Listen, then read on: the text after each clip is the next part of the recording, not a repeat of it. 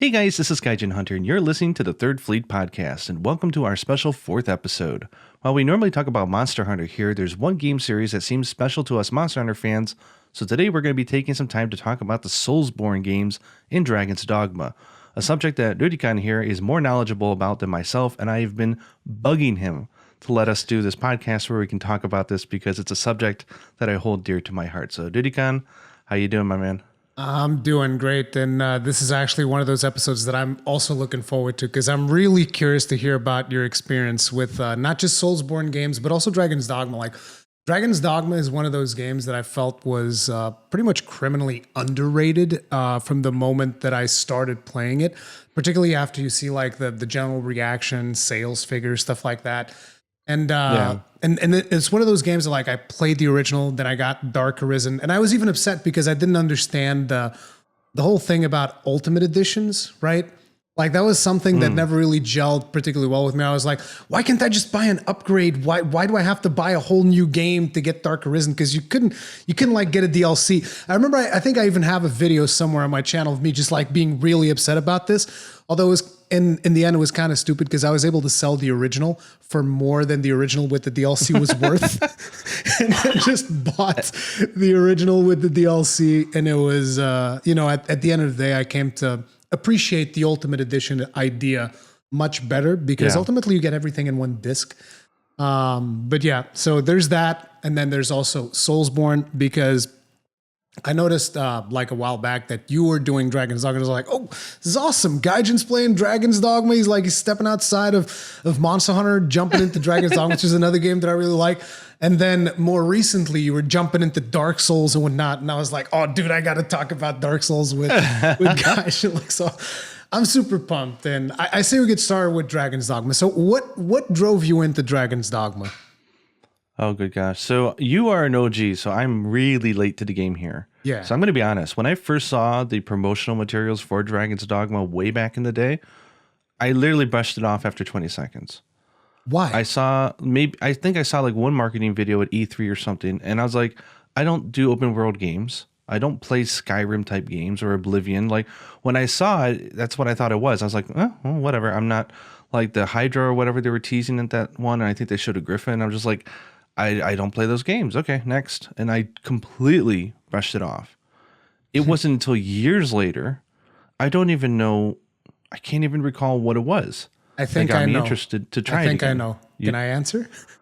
Yeah. I think it's because they launched the Switch version because that's when you got in. I'm pretty sure. That's right. Boy, you got it. Yeah. So Sox at Capcom knows me all too well. And he said, my man, Dragon's Dogma on the Switch, you want a code, you got to try this out. I think you'll like it. And I was like, you know me, I love Switch, so I like to play anything on it. So I was like, well, hey, if you're offering, I've never played this series, I'll give it a shot. And oh my gosh, like I have to thank Sox for that because that sent me down a wonderful several hundred hours long journey of just absolutely falling so far. I will say this, I'm looking forward as much to the next Dragon's Dogma game as I am the next Monster Hunter game. That's how much I love the series. Oh my God. Yeah. So, but I recognize I'm a newbie though. Like I didn't start it when everyone else did. So I'm a late bloomer. It was the Switch edition, which plays unbelievably well. I'll tell you that right now. I've went back retroactively. I've played it on PC. I've played it on Xbox, Series X. The Switch version holds up to all of them. It's unbelievable. That's one of the things that I instantly brought up when I made my video talking about the Dragon's Dogma on the Switch was that I was like, dude, this thing runs amazing for the fact that it's running on a Switch.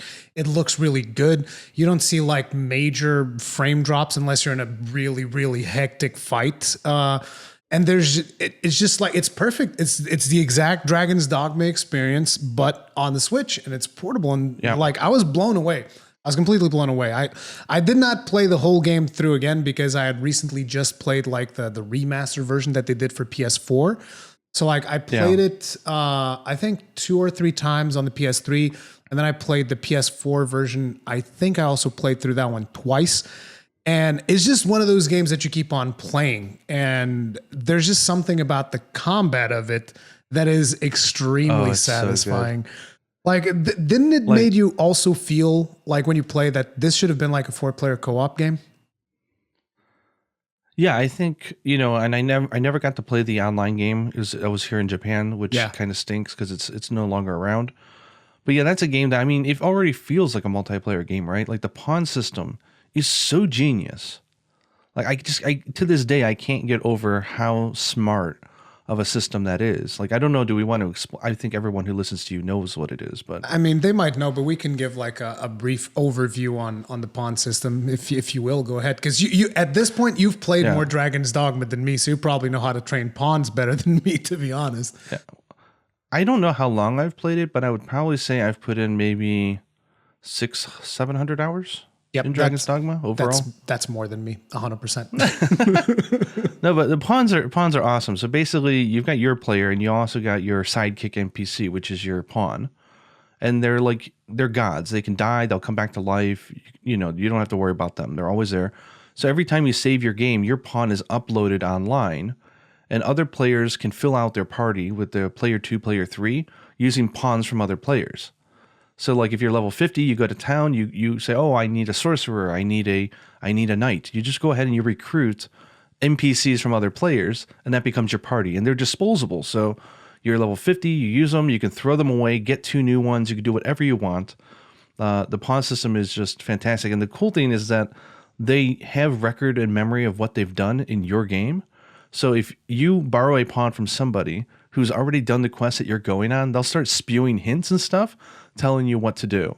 Like, I think there's something behind this door. It's like they know. Yeah. It's just it feels like you're online playing with other people. It's crazy. It is. It's very satisfying, and not only that, but when you send your own pawn out, he comes back and he brings information from quests that he's done with other players. So your pawn also learns even when he's not in your party, and other players can also like equip your pawn and like send gear to you. So you can also use pawns to like trade items. Like if you have a friend, you can actually use them to trade items with your friends. And there's so much functionality. And then you can also customize their behavior depending on the way that you speak to them. So like if you constantly send them to attack, then they become more offensive.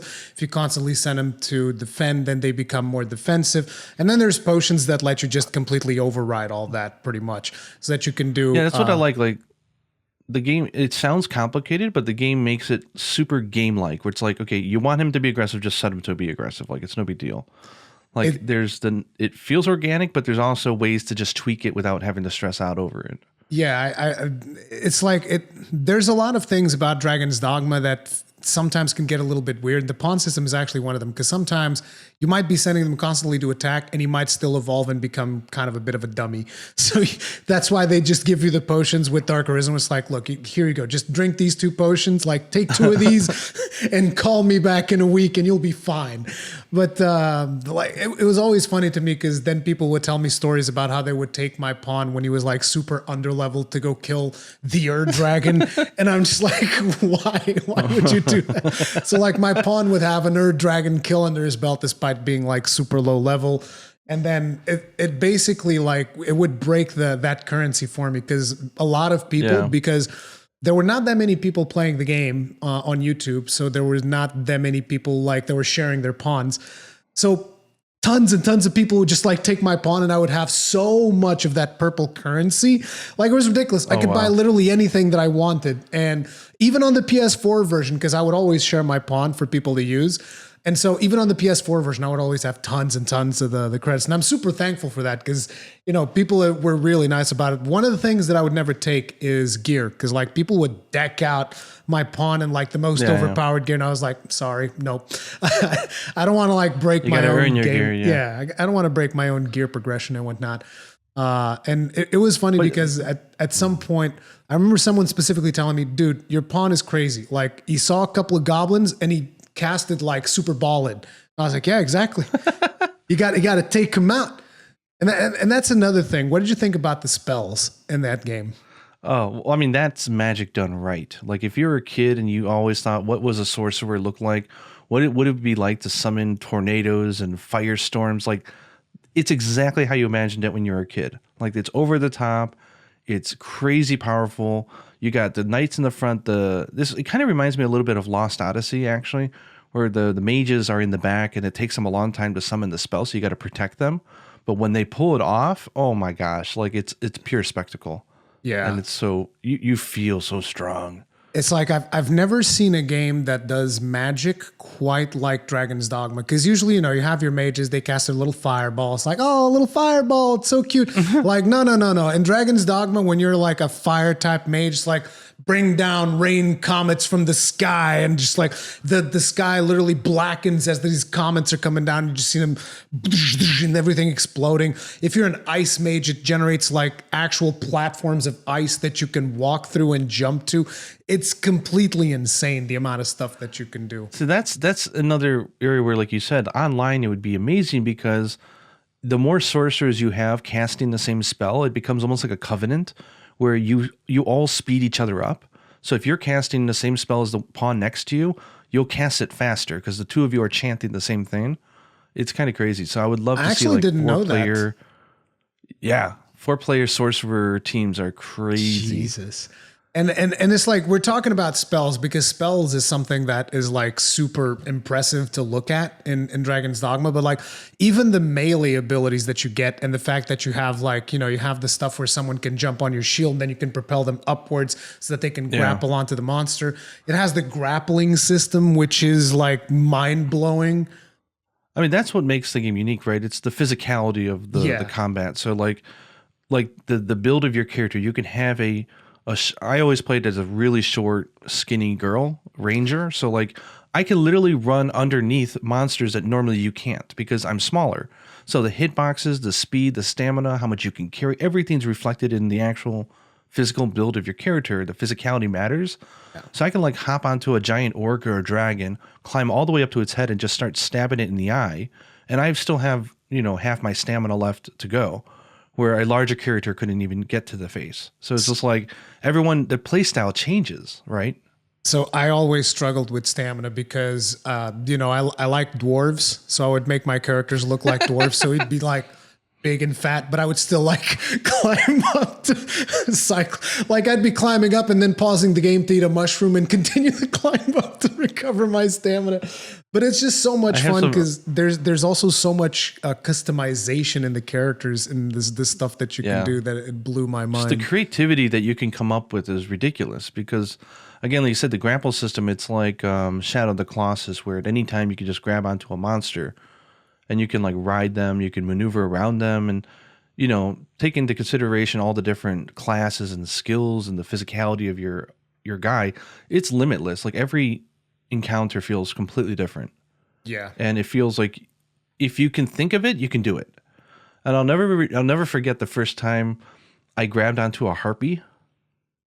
So early on in the game, when you're trying to get to the main town, you're attacked by some harpies. I grabbed onto a harpy. Did you grab her? Oh, or you did already she know where grab this you? is going. No, I grabbed her. Okay. So I grabbed onto a harpy, but the thing is, I'm playing as the smallest possible build in the game.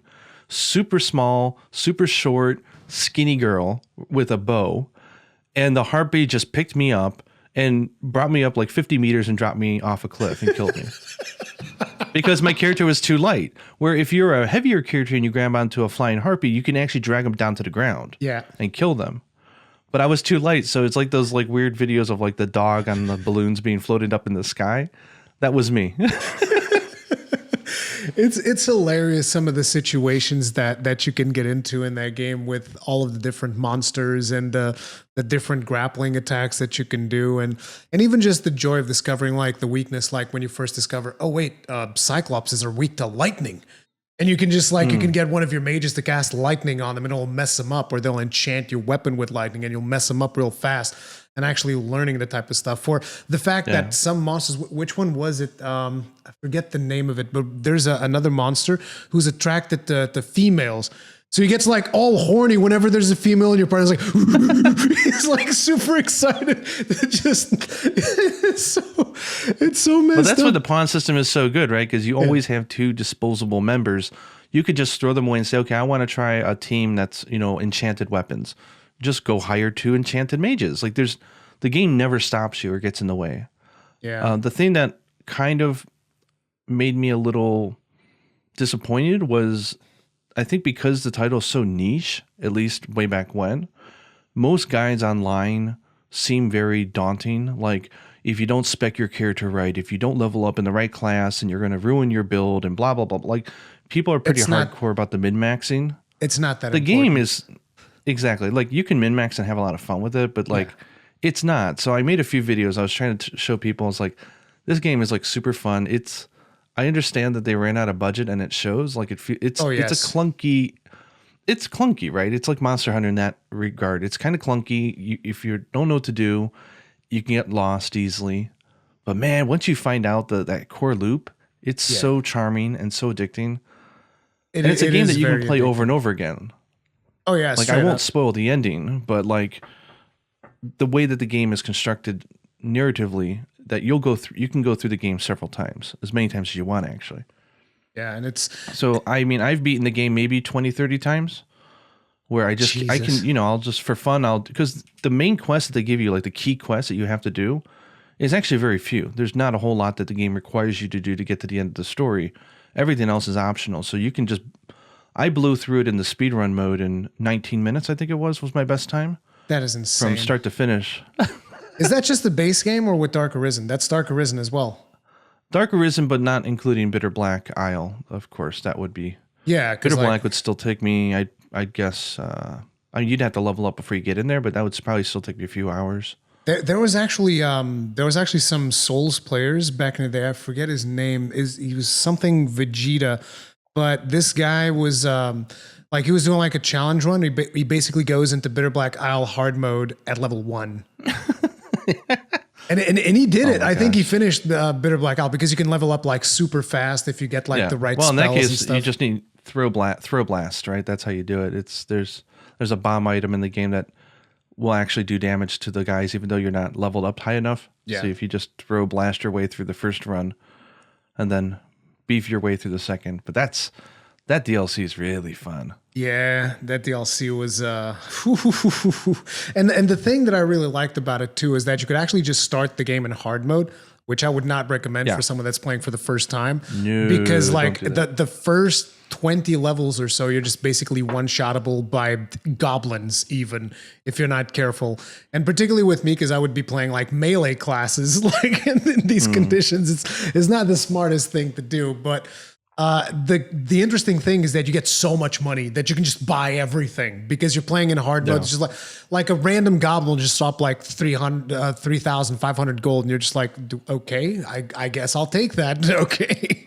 So you just get to buy everything and like really power yourself up super fast. So it's like for people that have already finished the game, just starting in hard mode is just a way to kind of like get ahead even faster and blow through the content faster. But I thought it was really fun. I thought the mosses were fun. And did you actually fight the Ur Dragon?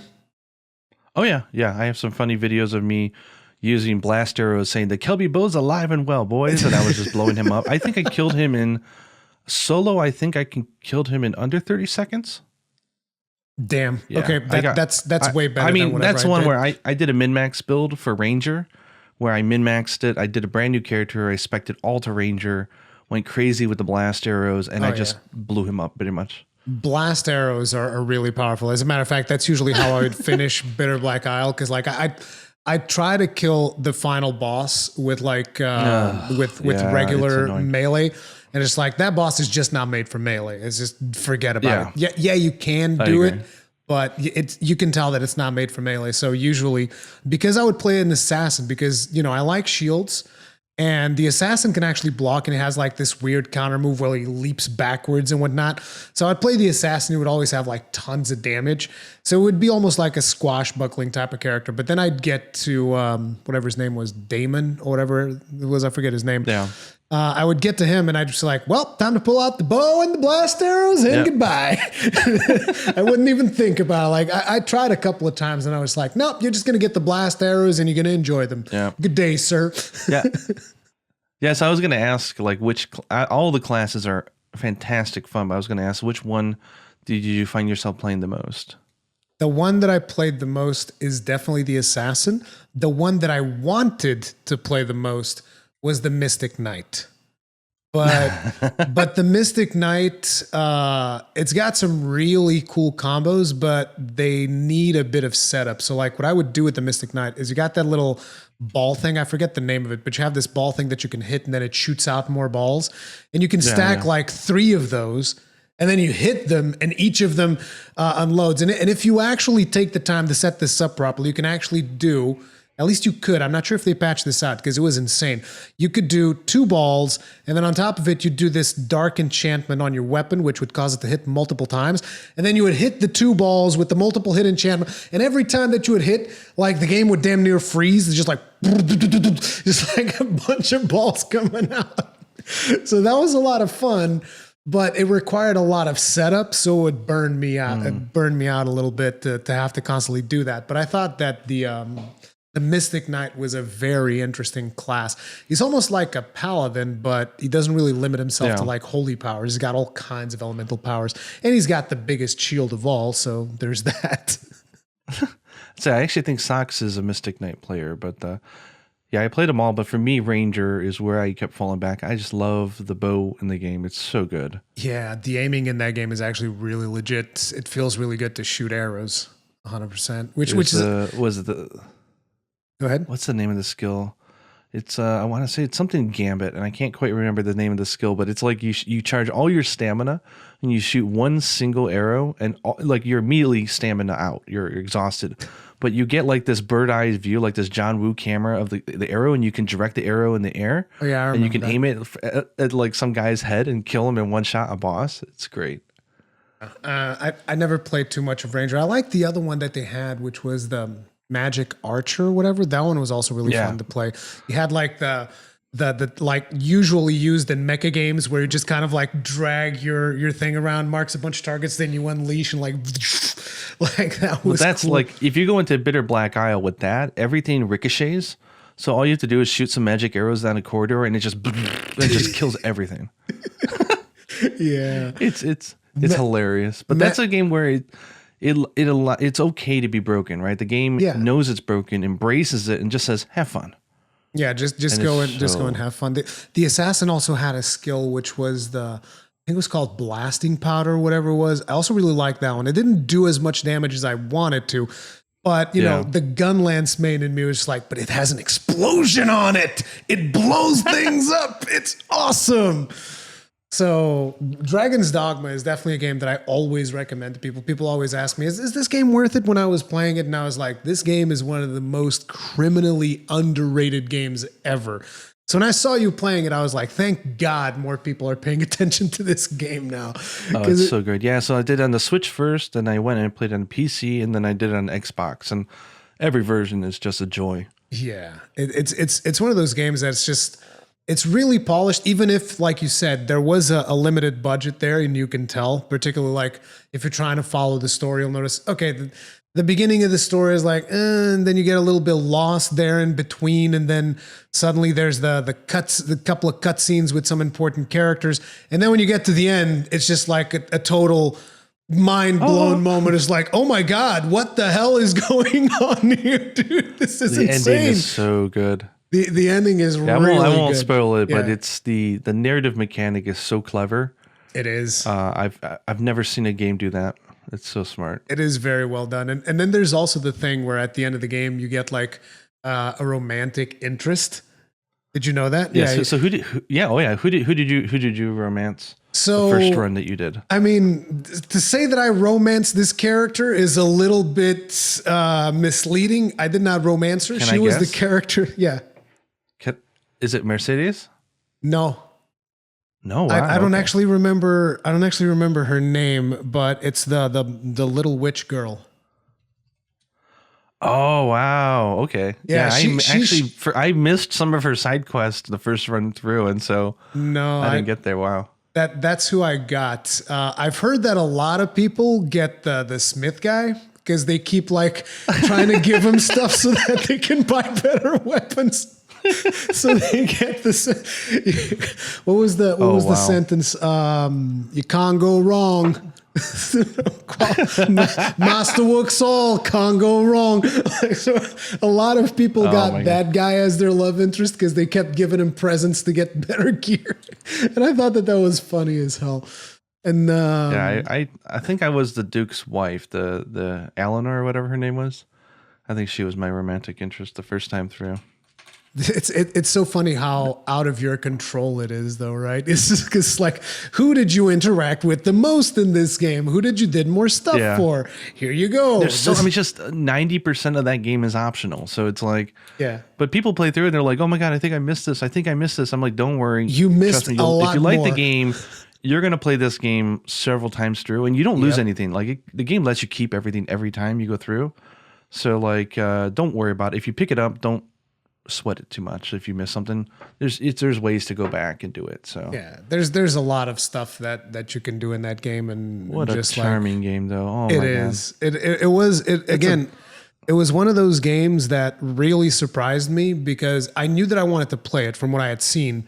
I was a little bit disappointed over the fact that there wasn't any actual multiplayer. Sure, there's the pawn stuff and whatnot, but at the end of the day, when you really play through it, it's just such an enjoyable experience. It always blows me away. Yeah, and you know, I think to wrap up my final thoughts on this one is that I didn't touch it originally because I thought it was an open world game, and I don't play those generally. It is an open world game, and it is an open world game, but in so many ways, I've touched a few other open world games since then, and I feel that this is more approachable because there's only really one town in the game. Only one town in which it's your hub. You can warp everywhere. Like there's shortcuts everywhere. And it feels almost like an arcade game at that point for me. Like you have just one hub town, you go north and there's chapter 2, go east, there's chapter 3. And like to me, it doesn't feel, it's more approachable. That's because like The Witcher 3, it's like everything's a major town and everything's this huge undertaking and wonderfully well crafted. I'm like, I'm overwhelmed. I can't handle it. Yeah. This one I could handle. I don't know why. It's there's also something that I feel like I should mention, which is when you came in, because you have the Dark Arisen version, you have an item called the Eternal Fairy Stone, which lets you teleport. If that wasn't there, oh my gosh. That was not there in the original game. Oh. So you would have that would kill it for me. That would have been horrible. And it's like it was super limited. The I don't remember how it was, but I think they were either super expensive to get, but basically you teleporting was like a big investment, at least early in the game. Wow. You teleporting was like a big deal. So when I played through it the first time, I would just run everywhere. Like that's it. Like I would just because I mean that running for your life, it's because once it gets dark at night, it's really dangerous. So you're like literally running for your life. You're like, "Hey, please don't let there be orcs following me." It's not even the orcs. There's these undead mages that would like just straight up one shot you, in normal mode. And when you die. Like you have to go back to your last save. Like you actually died. That was another thing that frustrated me. I was like, why don't we have friggin' saves like Souls? Like give me a death penalty and just like, because I constantly forget. Like I hate traditional save systems. So they fixed it. Okay. Yeah.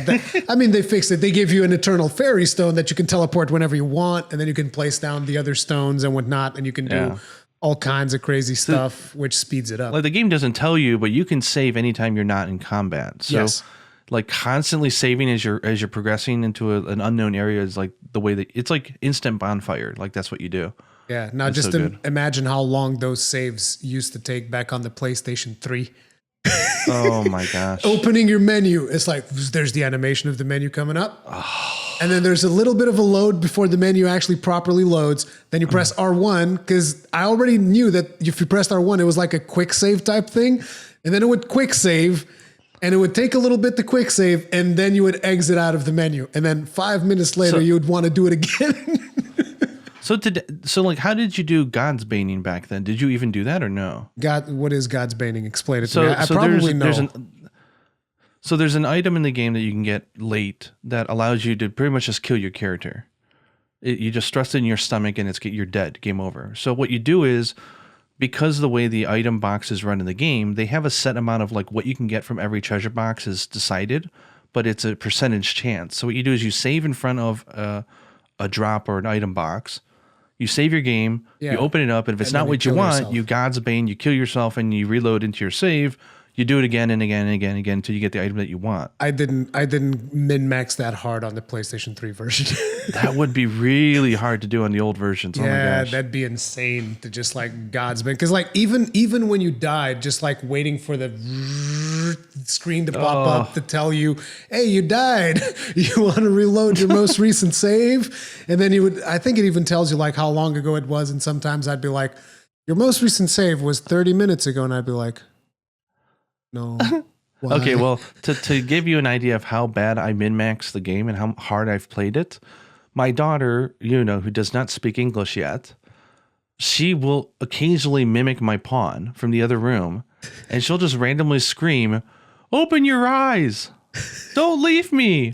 And she'll tease me because when you kill yourself, your pawn always says the same thing, which is like, "No, don't leave me! Open your eyes!" Oh my God. So she said it like a week ago to me. I don't know what it was, but I was getting frustrated in some game, and I'm like, and she says, "Open your eyes!" It was the most hilarious thing.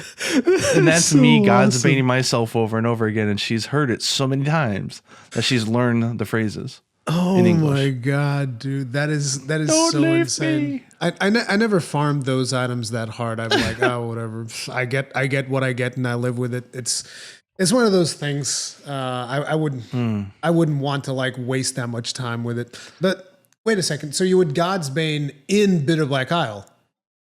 Oh yeah. Oh, Because I was thinking yes, of that loop where you keep falling down. Oh yeah, you definitely do a lot. You do Everfall it there is as the well, first yeah, place that you Everfall. want to start. Yeah. Yeah, that's when you start doing it, and that's where you get a lot of really good gear.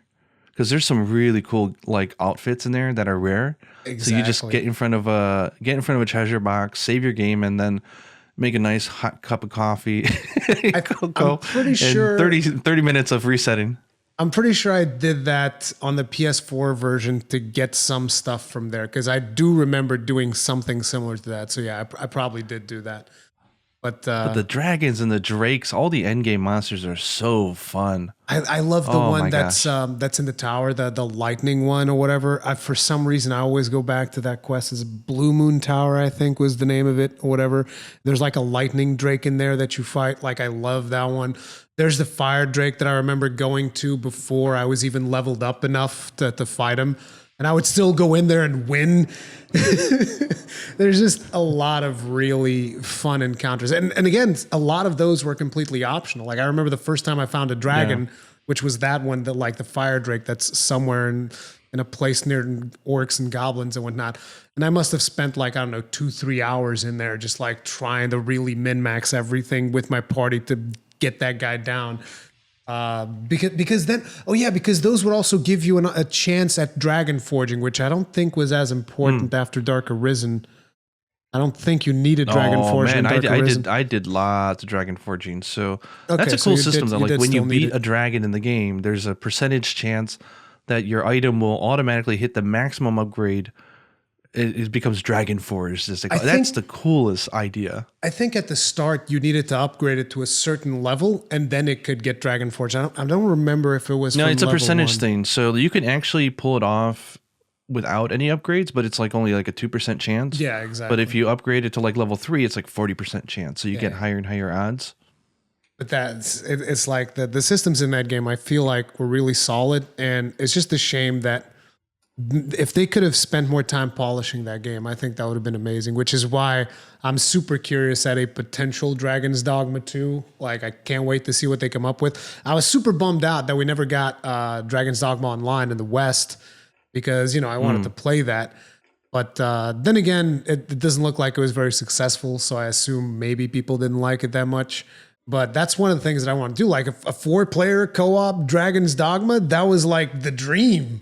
I was like, dude, me and my friends, whenever we talk about Dragon's Dogma, was always like, man, if this game had 4-player co-op, this would be just like our lives for the next year or so. But, unfortunately it didn't go that way.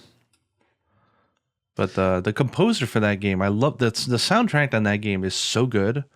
Like it's criminally good. Like it's like if they held a concert, I would pay $200 to go watch it.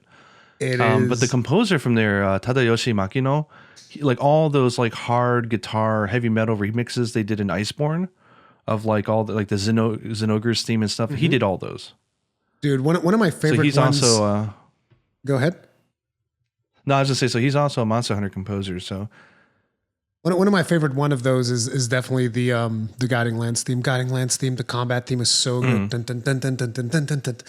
But and you never even got the original main menu theme song. I had to bring it up. I had to bring it up. I know. So I like okay. So people don't know. Like every time I see anything about Dragon's Dogma posted anywhere, it's like literally 90% of these OG guys complaining about the theme song not being there, and I'm just like, what the heck? So I looked it up, and it's like some super anime bees like boy band like rock song. It's amazing, dude.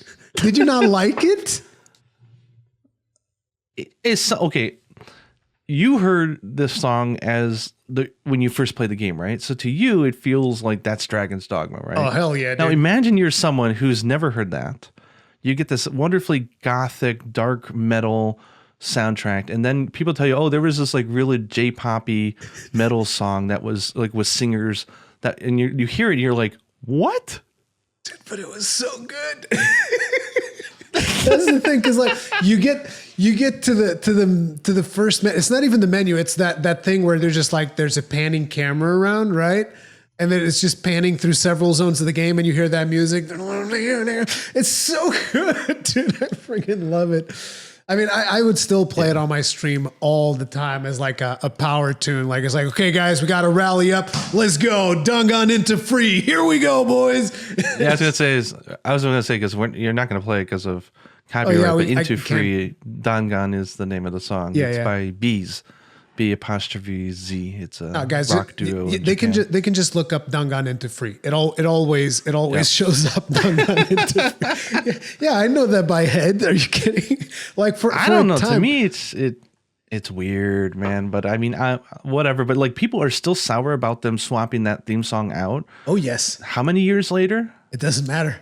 We'll always be sour about it. Like when the Netflix anime, they started tweeting about that. All the comments on Twitter were like, "Yeah, but are you bringing it back into free?" Exactly.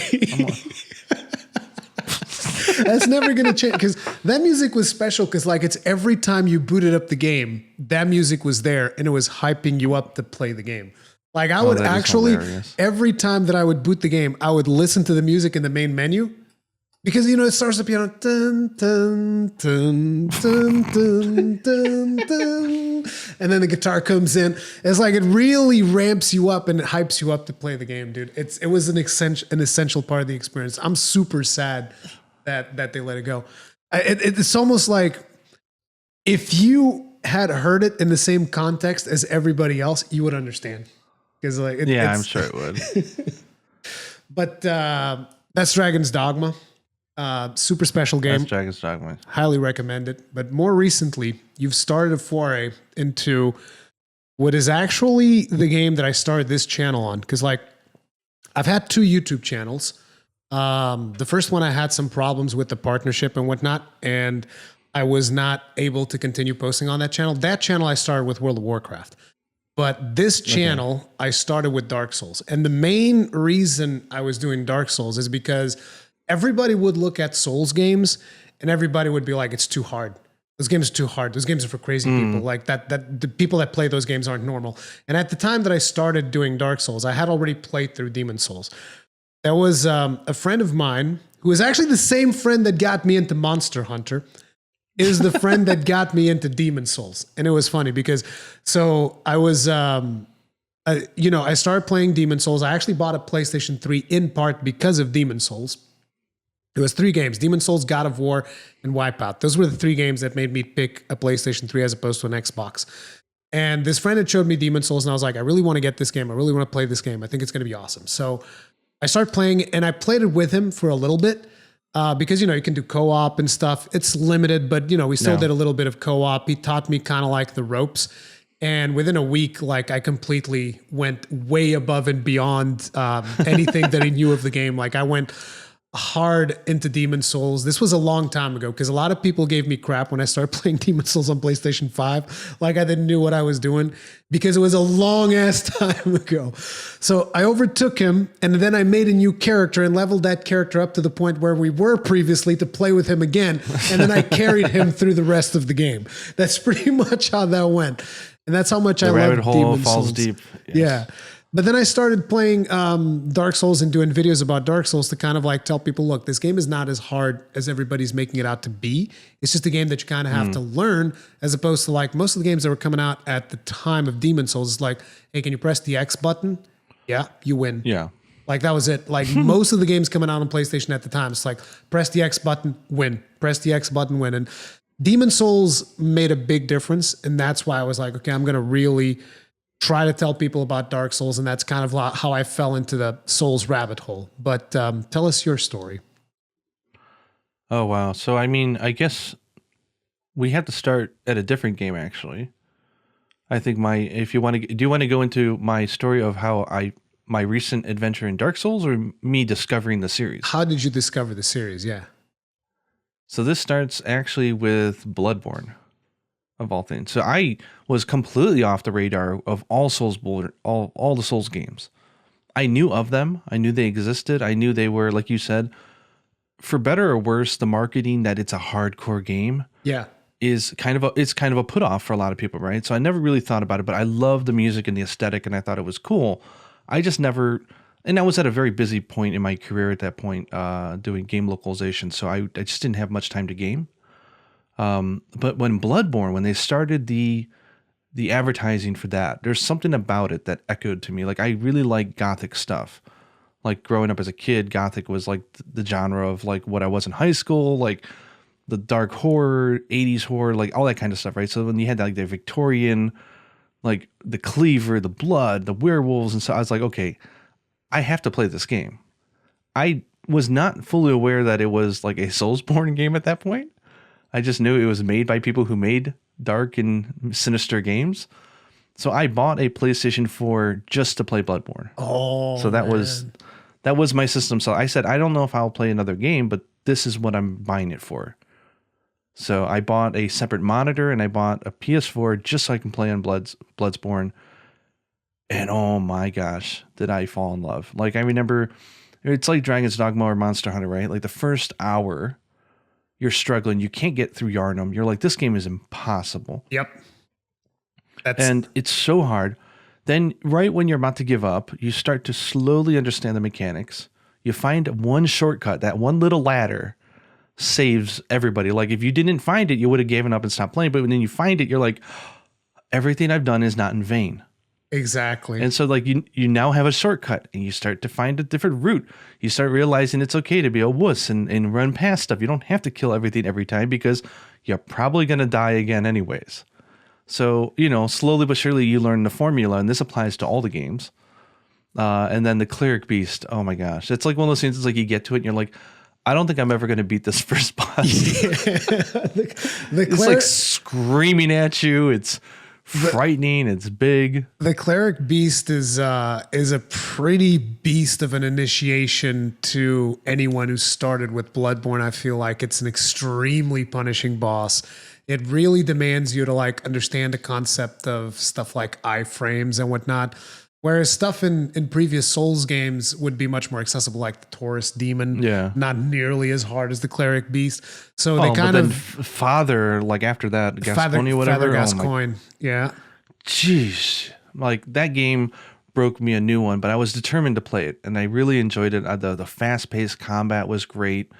The evading and everything. I felt like I could apply my knowledge of Monster Hunter in a way. Oh, yes. When it came to positioning and timing of attacks, understanding which weapon takes longer to hit and stuff like that. And you can come up with tactics. The only problem is I've always been bad at crowd control, which is basically what Soulsborne is to me, is crowd control. And I've been really bad at it. Like in Monster Hunter, give me 2 monsters and I just die. I'm really bad at it. But I got pretty good, and I actually ended up beating Bloodborne. And I did the Phallus dungeons and everything. Like I got really hardcore into it. Like I really enjoyed the game. Did you finish the Chalice dungeons? I did. And there's an end boss to the challenge dungeons. The Yarnum, I think, is her name. Was the bride or? Yeah, the bride. Yeah. Yeah. Yeah. Okay. Yeah. Good, dude. So did that, and then like let me tell you the boss something. though that was the hardest was Gurman. That dude messed me up. I failed at him for about 6 hours straight, I think it was, and then I finally beat him. Oh my god, 6 because I don't play hours. PvP, and that basically is like a PvP character created in the game. It is. That's very much the intention of some of the characters that you get in that game. That's very much their intention, and it's like, let me tell you something. It is very impressive that if it was your first Souls game, the fact that you're able to learn it and even go as deep as you went into the dungeons. Because like, here's the thing about the Chalice dungeons: they don't scale with New Game Plus. So that boss you killed, that's like some of the hardest stuff that you can do in Bloodborne. Because like, even if you go to New Game Plus, doesn't matter because Chalice dungeons don't scale. And it's like, it's very impressive that you went that far into it. Because like, you'll see a lot of new players. I guess though, in part, it's also because of the fact that you weren't used to having a shield. Because a lot of players, they came from Souls into Bloodborne. They're like, well, what do you mean I don't have a shield? I can't block. I can't block. Well, what am I supposed to do? I can't block. I can't do anything. Well, what's going on in this game? Shoot him with the shotgun. Yeah, shoot him with a shotgun. And dude, it was an amazing game. When I first time I played it, I was like, dude, this is insane. I also missed the shield because I was used to the shield. I'm someone that uses shields on pretty much all of the Souls games. So not having one initially is kind of like jarring because like, well, I can't block. What the hell am I going to do? So I think it's important to understand though, like my entry point in the series being Bloodborne, I think sort of dictated how I approached the other games when I finally started getting into them though. Yeah, because I mean, to me, Bloodborne, if you're used to that faster pace of Bloodborne, then like when you're playing Dark Souls, it almost feels like you're playing in slow motion, right? Yeah, it's very different. So I will jump around here. We can jump back into any one of the games. But after I did Bloodborne, then I was like, okay, Dark Souls 3 was coming out. I'm like, I'm so buying that. Like, I've never played a Dark Souls game, and I was excited. And so I bought Dark Souls 3, and I fell very quickly in love with that one because it felt similar to Bloodborne. Like, the speed in the game was fast. Evasion for maneuvering was very much a huge thing in the game. The stamina pool was generous enough to allow you to really position a lot. And I just loved it. Like that game really entranced me. And I went all the way to the end of that one as well. And I beat that as well. So when I started going on YouTube and seeing like, you know, that, the Thunder God guy at the end, the Nameless King or whatever. King. Yeah. And I'm like, yeah, I beat him. I'm like, can I feel pretty good about myself? Yes, you can. If you beat the Nameless King. Dude, I struggled with the Nameless King for a while there. Nameless King was... Well, he wasn't easy, but... Oh, yeah. But I got him. But yeah, I went pretty hardcore in Dark Souls 3. And I'll jump really quick because this is funny. But so after that, I was thirsty for more Souls. I was like, I think I really like this genre. So I went and I bought Dark Souls 2.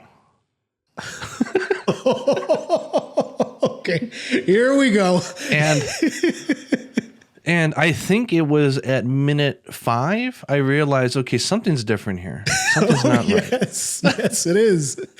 So immediately out of the gate, like this is not what I said. Like what?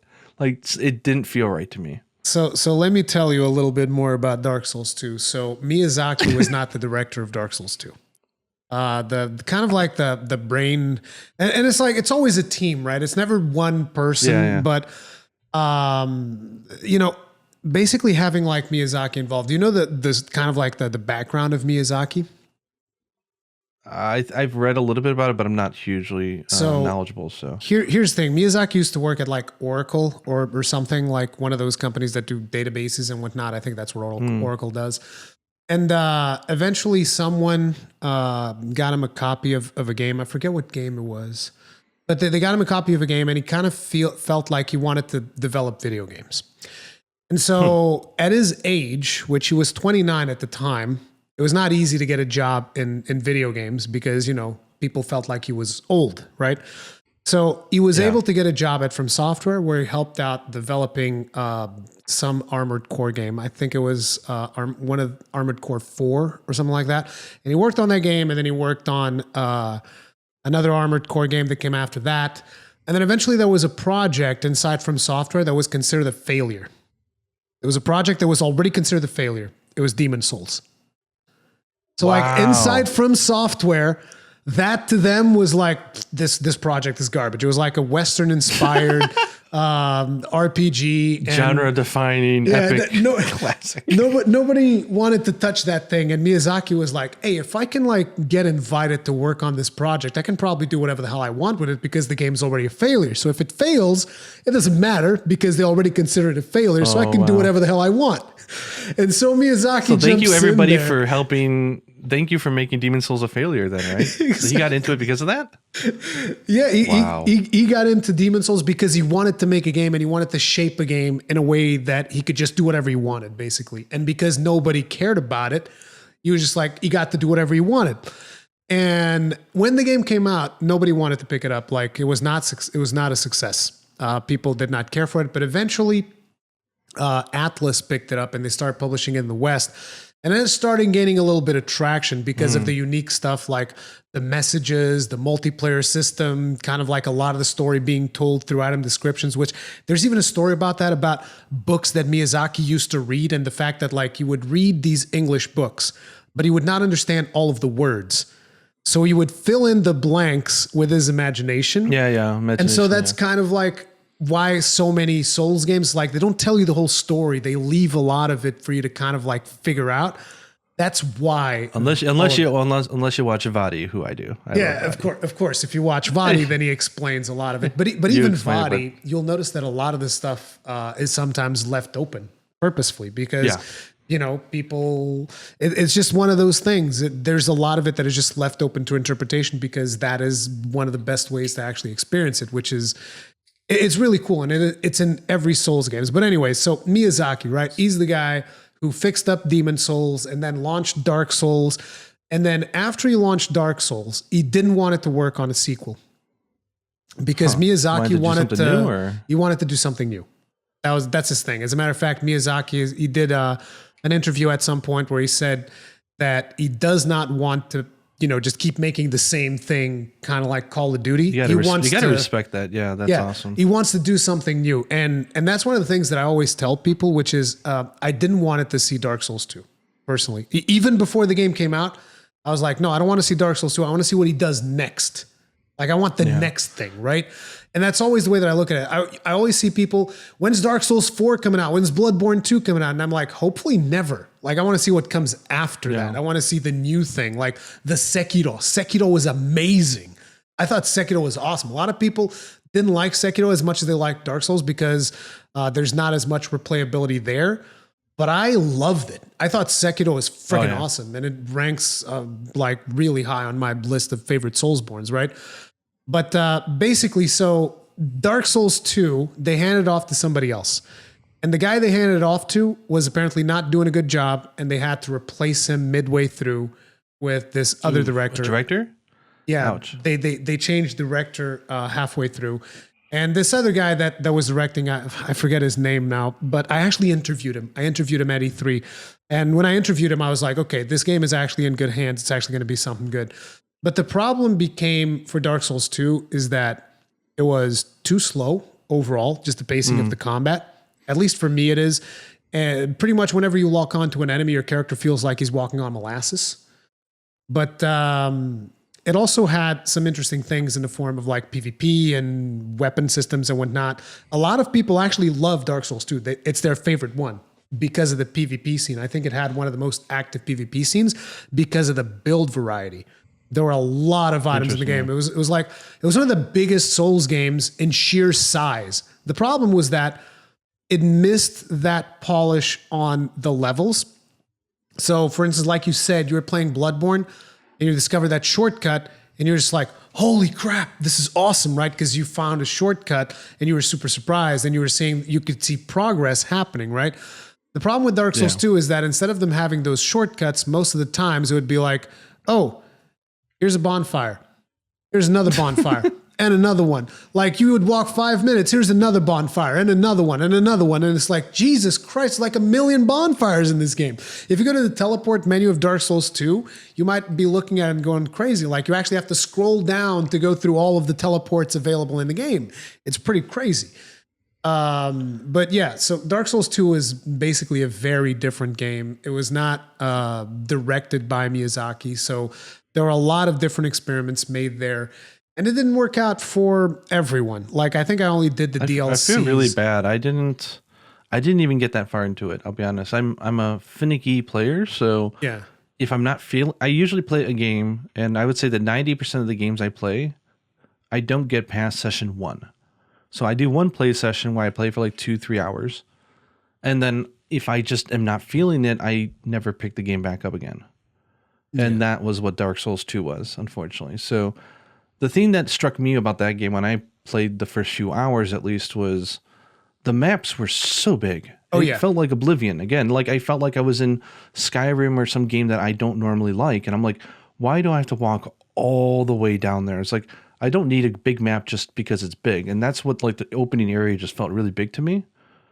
And then like, I got to, I'm this is like a fragment of my memory at this point, but I know I was in the circular area, which was like, I guess the first hub area, maybe the first, Majula? I don't know what, but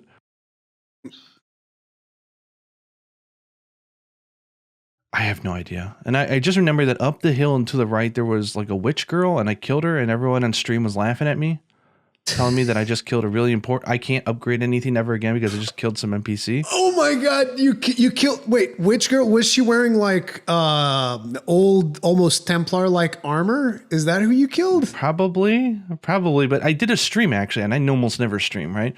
And I played it, and I got up to town, I got down this girl, and I attacked and killed her, and someone was like, hey, you're never going to be able to upgrade anything again. You just killed the most important NPC. I'm like, wait, what? But it's like, it's. I don't think it's that big a deal because I think if you rest at a bonfire, like a spirit version of her respawns or something like that. I think it's something. Then I remember that. I got into the first area, and the first thing I thought about, it felt like, what's a good example here? Like what do you call it? The American Ninja Sasuke. It's like the obstacle courses where you have to run through and you might fall off and die. Oh yeah, like you fall into the water. I know like that's all it felt like to me. Like the very first stage, it's like these circular like stone things that you're going from like one platform to another, but every single thing is designed for you to slip off and just die. Yep. And I'm like, is this a platformer game? Is this a Mario game? Like, I don't get it. And like everything I was doing, like I hit a guy, he blocked me with the shield knocked me back and I fell off to my death because I fell off the stairs. This happened over and over. And I said, this is stupid. I'm not enjoying this at all. I got to the first boss, which was like past there was like a little arena area, I think. And was it a humanoid guy with a shield and like a polearm? I think so. Yeah. But I was like, this isn't fun. I'm not feeling this at all. Yeah. I just never played it again. It's because Dark Souls 2, I feel like they overcomplicated some of the systems. So like to give you an idea, for instance, Dark Souls 1, you have a stat called endurance. So that stat increases your stamina. At the same time, increases the amount of stuff that you can carry. And, you know, if you have enough endurance, you'll only not have more stamina, but you'll be able to wear a certain amount of armor and still fast roll, right? And that one stat does everything. In Dark Souls 2, you would need endurance for like, I think endurance was just stamina, and then strength had something to do with your, with like how much you could carry or something. And then you had agility, which determined how fast you could roll. And there was like all of these different breakpoints for agility. So like you had to put points into agility, but it always felt bad personally to me. Like, okay, so I have to put points in agility or my character just doesn't work. I can't block properly. I can't dodge properly. I need to put points into this stat just so that my character works and actually does things. And that always felt bad. It always stroked me as wrong. But, you know, eventually you kind of like, you overcome it and you're like, okay, so I need to have like 20 agility or 30 agility for this build that I'm making. And you just allocate the points and it's whatever.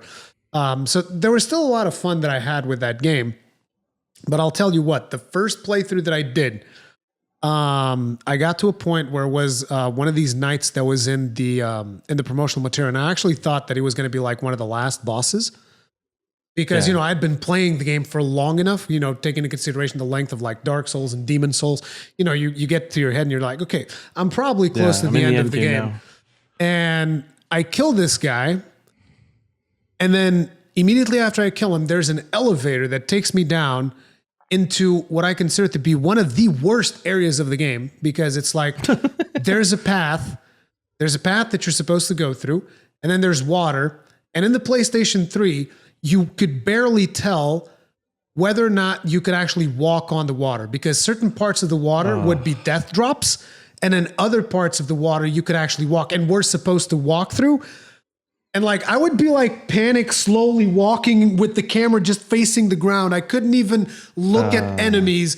And then it's like, whenever you got into a fight, you're always wondering, what if I dodge right? Am I going to die? Do I need to dodge into the path? Because there's other monsters in the path. So I can't go this way. And it was so frustrating for me, that zone. It was called the Shrine of Amana. And it was huge. It was this long zone. It was just like, and it wasn't even an interesting level. It was just like moving forward. It was just like a long stretch of a level where you just literally move forward. And then there's all these things off to the side that you can explore, but you don't want to, because you can fall to your death any second. Like, I would actually have to walk around. Imagine going backwards. Like, imagine coming from Dark Souls 3 as your first Dark Souls game. Oh, yes. Where everything's very, very wonderfully small and very dense and wonderfully interconnected, and then trying Dark Souls 2 map and just like, huh? Like, So it's one of those things. It's one of those things that I think that in the grand scheme of things, like when you're talking about video games in general, I still think that Dark Souls 2 is a good video game, right? Usually what I tell people is I think that Dark Souls 2 is the worst Souls game, but that still makes it a really good game. Because I still had its own thing, right? I still had a lot of fun with it and exploring its systems. And when you actually, when you get to know it, because at the time that I was playing it, like, I was super into Souls. I was exclusively into Souls. I'm still super into Souls, but at the time I was only Souls. I had eyes for no other game. So it's like, this is the only game I have to learn it. I don't care. So I learned it and I went through it, and eventually, I had a lot of fun with it still. But there were definitely some decisions there, and there were a lot of complaints from the community in regards to the level design and even just the logic of certain levels. So, like, to give you another idea, for instance, there was a boss that you would do, and he was a boss where you were like on this area that's kind of like almost like you're atop a fortress, and you fight a dragon at the top of this fortress. And then when you're done with that, you go through, and there's an elevator that takes you even higher up. So when you go higher up, what do you find? It's a castle, and it's surrounded by lava. And you're just like, how the hell did this lava get here? Like, lava is usually underground. Like, you're already at the top of a tower, then you took an elevator to go further up, and you end up in a place with lava? Like, people even like made maps where they would just like show the complete lack of logic in design of that map, because it made absolutely no sense. People were like, well, maybe there's like a portal dimension or something. When we go through that elevator, we just cross into a different dimension altogether. So it's not super surprising that you didn't like Dark Souls 2 as much, particularly if you're coming off of Bloodborne and Dark Souls 3, which Dark Souls 3 is also really good. And you didn't even do the DLCs of these games, right? You just did the normal game, I would assume? Correct, yeah. Yeah. I'm one of those types that I think once I went so heavy on the core game and they beat it, that once DLC came out like half a year later, I had already moved on to other games, and I just didn't. Yeah. I've watched the DLC because, like, man, the DLC bosses and everything looks so cool. Yeah. I just don't have it in me to get back into the muscle memory of playing it, and at that point I'm a spectator. I might buy it just to support the dev, but I may not play it. I completely agree with you, because there's a lot of games that I kind of feel the same way, and a lot of times I also feel like that in Souls game. Like, I find it hard to kind of get back to do some of the DLCs in some cases, not all, but like Dark Souls 2 had 3 DLC packs, and in the DLC packs, 3, wow, yeah, and each of them was like a new area, a whole new area with like, I don't know, 2 or 3 bosses, each of them. And the first one that they did, you could tell that, like, okay, they definitely improved the level design, because the levels were smaller, the levels had the shortcuts that we're used to, and that felt great. So That was there was like one that was like a poison type of DLC that was fine. Then there was another one that was like a fire DLC. That one was also fine. Like the overall theme of it. I thought that one was also fine, with the exception of like one boss run back. And then there was one that was the snow one, and there was a level in there that basically the title of my video was "Fuck the Frigid Outskirts." It was the name of that level. It's like I would do a full playthrough, and the title of that video was just like "Fuck the Frigid Outskirts." And why was that? Imagine a level where there's fog. Well, not fog, but it's like snow, and you can barely see anything because it's still like heavy snow everywhere. So you can barely see anything, and you're walking forward, and then these metallic reindeers show up out of nowhere, attack you, and then run away. And then they come back, attack you, run away again. And then you're just like, you can't even attack these things because they're constantly out of your range. And because of the way that the combat is slower and whatnot, there's very few options that you actually have to kill these things. And then, there's just a ton of them, and they're just everywhere. And it was like the most frustrating thing that I've ever seen in Souls. Like I played that level exactly once, and I never played it again. Wow. Yeah, that was For Dark someone who is Souls a 2. huge Souls fan to say that sounds like it's brutal. Yeah, I did not care for that.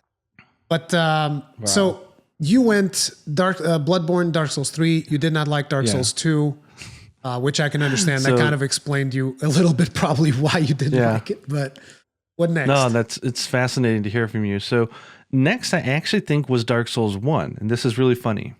So I think I bought Dark Souls, the what's the name of the Ultimate Edition that they're selling? Prepare to Die edition or the remastered edition? I want to say remaster. It's probably remastered. When you bought it, it was probably the remaster because it includes what they call the Artorias of the Abyss DLC. Yeah, whatever it was like a Steam sale. It was only in the West, and it was really hard for me to figure out how to make an account where I can buy it because they were not selling it on PC in Japan, and I did not have a VPN back then, and they were locking me out. I couldn't buy the game, and then I finally managed to buy it. And I think I only played it for like an hour because I'm just not into, I have a gaming PC. I don't know why. There's just something about playing on my gaming PC. I get an allergy to it. Like there's something about gaming on a PC. I don't know why. I just can't get into long play sessions. I understand. Like there's something about the convenience of console there that I do understand. It's just more convenient to just out the rest of the world, right? Yeah. Like there's no interruptions. It's not like a phone or anything. Like no notifications. I don't care about the darn system updates. I don't care if Discord has an update. I don't want to know any of that. Just give me into the game and that's it. And I know you can tweak your PC so that it doesn't do that, but I'm just too lazy, I guess. Big picture mode and whatnot. And but it's I think a lot of people don't understand that. That's like it's a mentality thing also, because like particularly if you work a lot on your PC, you start to see it as like a work tool. And then it's like when you try to play games on it, there's just like something there that kind of like, I'm playing on my work device, Yeah, but I completely understand. I personally, I always tell people I also prefer to kind of like mostly play on consoles. It's just a personal preference thing. I don't have like a beefy rig or anything. My rig is actually a little bit outdated. But even if I did, I still feel like I would prefer to play on consoles. It's also convenient because every now and then I used to do LAN parties before COVID with friends, and carrying around a console is a lot easier than a beefy PC. Yeah, so Dark Souls didn't get a fair shake for me because one, I was just dibble-dabbling. I was just downloading Steam sale games and play them for 30 minutes, run to the next one, like the worst possible way to try out a game. And two, I was coming off of like Bloodborne, Dark Souls 3. So the initial reaction to go to Dark Souls 1, the first area is I'm not used to using a shield. It felt much slower. It felt more slower and deliberate. I got my ass kicked hard. I can swear. I can say ass, right? Yeah, so I got my ass kicked by the Asylum Demon, hardcore. And at that point, I was already like, okay, well, let's try the next game. And I didn't even think about it. I just moved on. And so Dark Souls, I don't count that as me really trying the game because I really didn't try it. So I think my next adventure into Soulsborne games was actually Nioh, not from Software, but I think many consider it a Soulsborne game in spirit because it's a little similar in some ways. Kinda. There's there's a lot of debate there, but let's just say that it's in the same ballpark. Let's put it like that. I wouldn't even say necessarily the same genre. Let's just say the same ballpark. It's one of those games that's challenging. And it is intended to kind of like get you to learn patterns. I was actually thinking about this, like the one of the genres that I really like. What would I call it? It would actually be like a pattern recognition genre, because you recognize the patterns and you counter them. That's kind of like the type of games that I like when you really think about it. So Nioh though was really tough for me though. Like I enjoyed the game and I got probably 70% through it, but it just hit a point where it's like, this is just too hard. Like I like Souls games and where the enemies have really big tells. So it's more about positioning and spatial awareness and awareness of your own weapon, and it's more deliberate. Where Nioh was so fast, it was like, here, react. And I'm just like, I'm tired. So stop throwing 100-mile fastballs at me. Like, I can't take this. Here's the thing about Nioh. Nioh, the reason why I consider it to be very different from Souls is because Nioh is all about breaking your character. It's about making a broken character and then just completely breaking the game. Like, that's what I think Nioh is all about. I know that a lot of people will disagree with me on that, but if you look online to what people are doing with Nioh, it's just like builds that you shred through everything in seconds. And that's where it's different. So it's like if your build is not synergizing appropriately, and like you said, you're about 70% of the way through, the game just gets progressively harder and harder and harder because you're not breaking the game, because you have to break the game to really go hard on Nioh. Because the bosses, they can get insane. Like, to give you an idea, the Ice Lady boss in Nioh took me 2 hours to beat. Yeah. There's like a compilation. I think it was Orochi is where I stopped. Yeah, there's like a compilation of 2 hours of just death of my deaths. Like, not all of the attempts, but just like 2 hours of deaths cut death to death to death to death to death, like a death montage. There's just something stressful about the game. I don't know. Like, I don't know whether it's that it didn't feel as fair as Souls, maybe. I don't know, but I just felt I was getting frustrated when I was playing it. Like, the game was being unfair to me in some way. It is more frustrating, and it can feel more unfair, but it's one of those things. Like, Souls can also kind of feel unfair if you don't take the time to learn everything that the game can teach you, right? It can feel a little bit unfair, but once you do, you understand where stuff is coming from. It's just that Nioh, in a lot of situations, I feel like you're just supposed to brute force through it. Like, that's just it. Like, there's bosses, for instance, in Nioh 2 that I just destroyed. Like, I picked up an axe and I would just like go to town. It's like boss coming in with mechanics. I'm like, I don't care. I'll just tank right through all of that, like pop some crazy skill that I can get, and I'll kill you anyway. It doesn't make a difference. So that's kind of like where Nioh eventually evolves into. You just get to a point where you just delete bosses, because Nioh action game, Nioh has like a lot of elements from Diablo, like the rarity of loot and stuff like that, and the RNG of the items that you can get. They can have really good stats, and you like min-maxing and optimizing every item. And that's Nioh. It's different from Souls. Whereas Souls, it's like you can always pick up that one weapon that's going to get you through if you upgrade it properly and whatnot. Nioh, you need to pick up more than that one weapon. You need to pick up the weapon, need to have the right build, need to have the right, like, what are they called? The spirit things that you get, which also like it's more of a numbers game, Nioh. Yeah. No, that makes a lot of sense actually to me, and that makes me feel better that I fell off. I mean, I could tell that it was a very well made action game. It is. Just, something wasn't vibing for me, and I was just like, okay, this is not the game, it's me. And so I just kind of just watched the rest of it on YouTube. Yeah, like I fell but I never off, played the sequel. I fell off of Nioh in the DLC, like really bad, because of a mechanic that Nioh does that Dark Souls 3 also did in its DLC, and those kind of like came together at a reasonably close time frame. And I just like, I literally raged out of a live stream. Like, I was live streaming the thing on my channel, and a lot of people hate me for it. Like, a lot of people were so upset at me. And basically, there's this mechanic that really annoys me when games do it, which is when they try to rush you through a level. Like, if I like these games because they let me explore at my own pace, and if the game is trying to rushing me through, I hate it. I instantly hate it. And there were mechanics that they had in that DLC where, like, there were these towers that would shoot arrows at you. So you're supposed to advance into cover, and then towers would shoot, and then you would advance into the next cover. But at the same time, you would be fighting enemies. So you would have to fight enemies in a way that you were like constricted to the cover. And then you would have to run to a cannon, shoot against the people that were shooting arrows at you. And, but basically they would rush you along and they wouldn't let me like explore the level appropriately. The idea is you run all the way to the end and then you come back and you explore the level. And I'm just like, that's boring. Like I want to explore the level as I'm going through it. And so what I did was I ran through all of that, went to the final boss, killed the final boss of the level and said, fuck this, I'm out. That's pretty much what I did with that Nioh DLC.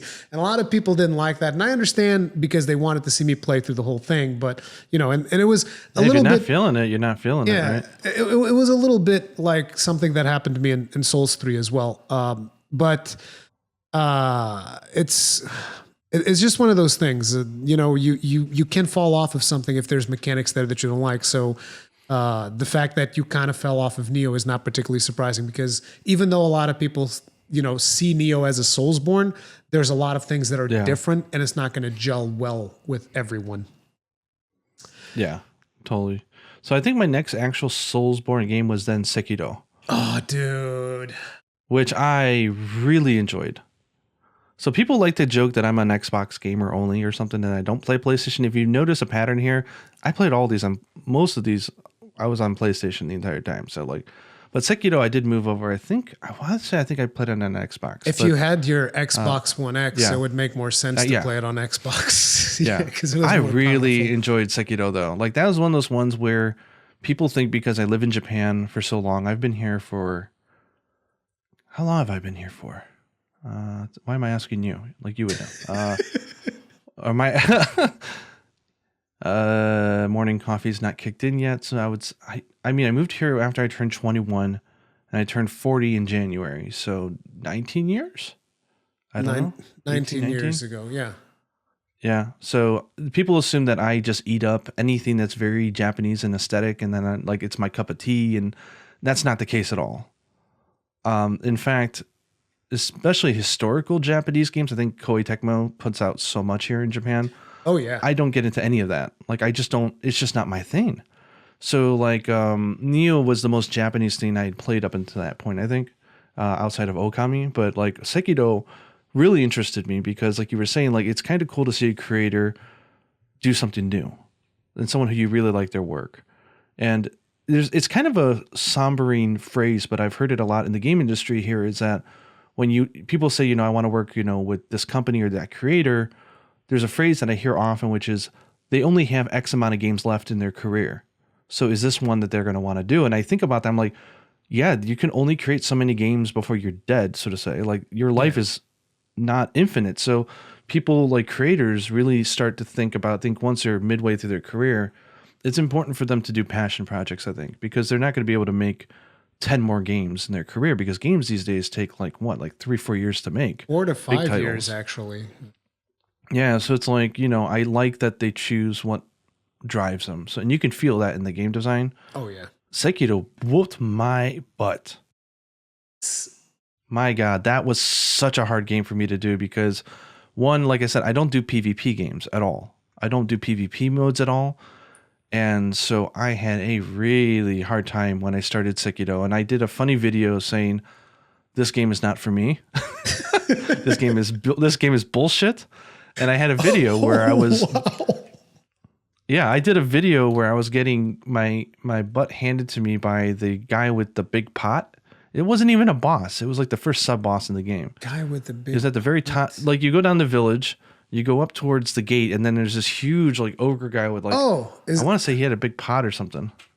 It wasn't a pot. It was the guy in the shackles. Yeah, the guy in the shackles. Yeah. I know. I forget his name now, but I know who you're talking about. Yeah, the zombie couldn't monk beat or him. whatever. Took hours and hours and hours. Yeah, a lot of people can't beat that guy. Don't be too discouraged over that. It's not a big deal. I started getting in my rage at not learning the game. Started being directed in the wrong area where I started to blame the game. So when there's certain moves that he does where it's a grab and you have to get outside of the box in order to avoid the grab. You can't, even if it looks like you visually can get underneath him or you can iframe it, you can't. No. It's a move saying, get the hell out of the way. And the game tells you this and they warn you about it. So it's not the game's fault. but I was refusing to learn how to play it. And so I kept trying to go under his legs or something when he did his like jumping grab. And he killed me every single time. And like he throws I was you like off touching the hot cliff. stove. He throws you off the cliff, God. doesn't he? He grabs you and then he throws you off the cliff or something. Like I remember that one. Oh, I died hundreds of times to him. And I made a video saying, I think I'm done with this game. Did and you everyone was actually like, upload don't do it, don't that, give though? up. You uploaded it? Yeah, it's on my channel still. Oh, yeah. man, I got to go watch that. I didn't see that. Let me find the name here for anybody listening. If you guys are curious about, if you want to see the greatest redemption story of Gaijin Hunter, it's funny because I think the next video was I did it, and it was like I beat the game, or something like that. It was really funny. That's so awesome, dude. Sekiro. So yeah, here it is. So I put Sekiro, I can't handle this. Was the video. And it's 3 minutes and 36 seconds of me bitching and moaning like a baby. I'll be honest, it is. It's funny, and I love the fact that I kept it up because it's important to recognize your failures. And then, what was it? Like a few days later, I have a video saying Sekiro. It finally clicked. Yeah, Sekiro is definitely then, one like, of those. 1 week later, Sekiro, I did it. Final thoughts, spoiler free. It's like. Yeah, Sekiro is definitely one of those games that it does take you a while to click to really get through all of the mechanics of like the new stamina gauge that they introduced. It's not stamina gauge, it's a stun gauge, whatever you want to call it, the thing where you parry them and it keeps growing. And then if you get to a certain point, you get to do counters. Because and the cool thing about Sekiro is that Sekiro kind of like brings back a little bit of Demon Souls DNA, which was back in the day when people were going through Demon Souls, nobody was thinking about, okay, what's the correct way to go through this? It was more like, how can I get through this? Doesn't matter if it's the right way. Yeah. Like, do I need to pull out a bow and kill everything from range? Is that what I got to do? Then fine, boom, I'll do it. Right.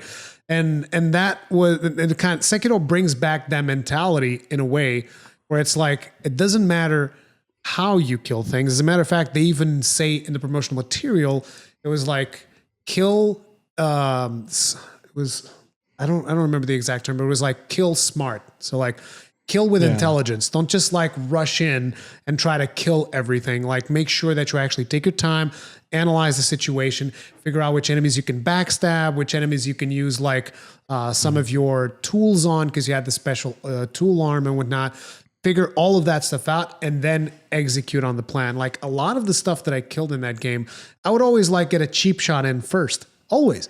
Like, you find out a way to sneak up behind somebody, and before you even start the fight, you stab them right in the back. Dots. Yeah, you get one of the red dots for free. And that's actually a video that I made trying to tell people, like, look, don't try to play this game fair and square. This is not supposed to be a fair and square game. You're supposed to it's 100 of them versus one of you. Exactly. So like use everything. If you can cheese somebody by getting behind them and stabbing them before the fight even starts, that's how you do it. That's what this game expects you to do to begin with. So yeah, that was one of the things that I really loved because like, I think one of the reasons why though it didn't click with me and then maybe it clicked easier for you was that I didn't have the experience of Dark Souls 1. And I actually now retroactively looking back in the game, it's really important to understand blocking and parrying in Sekiro. Exactly. I never had in my mind blocking as being a major mechanic because Dark Souls 3, you blocked a little bit, but it wasn't that important. Bloodborne, certainly not. So I think it was my first exposure to the idea of stand there and block the damn attack. Don't think that you can just like run around everything. Sometimes it's okay to stand there and just learn the rhythm. And that's where it clicked for me. I was like, wow, if you like bing, bing, bing, like you block at the right time, there's a rhythm to it. And it's like a rhythm game at that point because okay, this boss, he goes bing, bing, bing, bing, bing, and then you remember it. And then like when you do it and then you hit him back and you're like, this is awesome. Yeah. I actually had the same struggle that you did because it was hard for me to conceptualize like, why would I block with a katana? Particularly like if you've played Demon Souls where there's katanas in Demon Souls and the katanas is one of the weapons that breaks the easiest. So like you'd swing and because there's so many tight corridors in Demon Souls, your katana would always hit the walls. And even if the attack goes through, even if the attack goes through, like you take a ton of durability damage on the sword, and the sword would always be breaking. So the concept of even just blocking with a katana after Demon Souls to me was like, no, you don't block with a katana. Thing's gonna break. But in that game, your katana never breaks, so it doesn't matter. So eventually when I started blocking more, I also started getting more into the rhythm of Sekiro as well. But initially, I was doing just what you were talking about, just like dodging all over the place and then getting caught off guard and like, God damn it, I messed up again. But then eventually you kind of like, you push through and you get through it. And yeah, it is one of those games that once it clicks and once you start doing things like you get your Mikiri counter, which is for the lance guys, and you push the lance down, it feels so good. Because before you couldn't block the lance, you couldn't do anything. Then you get your Mikiri counter, it's like, put this lance down, stab you in the face, don't give a damn. Then it starts feeling. So to me, really it solved everything I didn't like about Nioh, which was like it was fast paced, it was super aggressive, but there was tells for everything. Positioning mattered. The stage design was fantastic, and there was more than one solution, right? There's always more than one solution. It was really well designed. It is, and I was so proud that I beat it. I remember seeing videos about the last boss. And I'm like, I don't think I can do that. And then I was getting close enough. So the old man, Ishin. Yeah, but it's like there's different versions of Ishin depending on the ending that you took. Well, I mean, we're spoiler free here. The game's been out for a long time, right? Yeah. It's so fine. like the first one, you go back to that like field at the very beginning. Yes. And you gotta fight the younger guy, and then right afterwards you gotta fight the Thunder guy, and he's got like 4 phases. Yeah. So that's how do I know which? That's the one that most people go for, but there's another version of Ishin because. Remember on the top of the tower? Yeah, on top of the tower, when the owl guy gives you a choice, he asks you, do you want to join me? Yeah. So if eventually you do that, then instead you end up fighting the lady and then you fight Ishina. And to be honest, I found that Ishina, which is supposedly the weaker one, I found that one way harder than the seven spear saint. But the arena is much smaller, right? Yeah, the arena is smaller, but like his movements, like the timing of his movements is a lot harder to predict, I found, than the other one. Did you kill the demon of hatred? Yes, I did. And that's the most demon. So I'm gonna, can I be honest here though? Because I'm not, dude. I am not going to lie because I'm an honest guy. I cheesed him. There's a way to cheese him. I don't remember. There's a way to cheese him. There's a way to get behind a tree where he can't touch you, and you can cheese most of the phases. And I did that. That's fine. I finished the final phase legit. So to me, that was good enough. But I cheesed him for every other red dot. That was all cheese. Dude, I was so frustrated, because I was live streaming the whole thing. And like when I got to the demon of hatred, your live stream, right? No, I don't cheese by like, because I don't want to, regardless. But particularly not in front of your live stream, you definitely don't want to do that. So it was like, I don't know. I think I probably wiped on him for like 4 hours because here's what they do, right? They give you all of these bosses that you're supposed to block. And then they throw that guy on you, which you're supposed to dodge. Evade. And I was you bastards. No, I was so, with my brain so formatted to block everything, the ding, ding, ding, the ding, and then counter and whatnot. And then I think visually he looks like he's from Bloodborne. So I think that's supposed to be the hint, right? He looks like the Cleric Beast.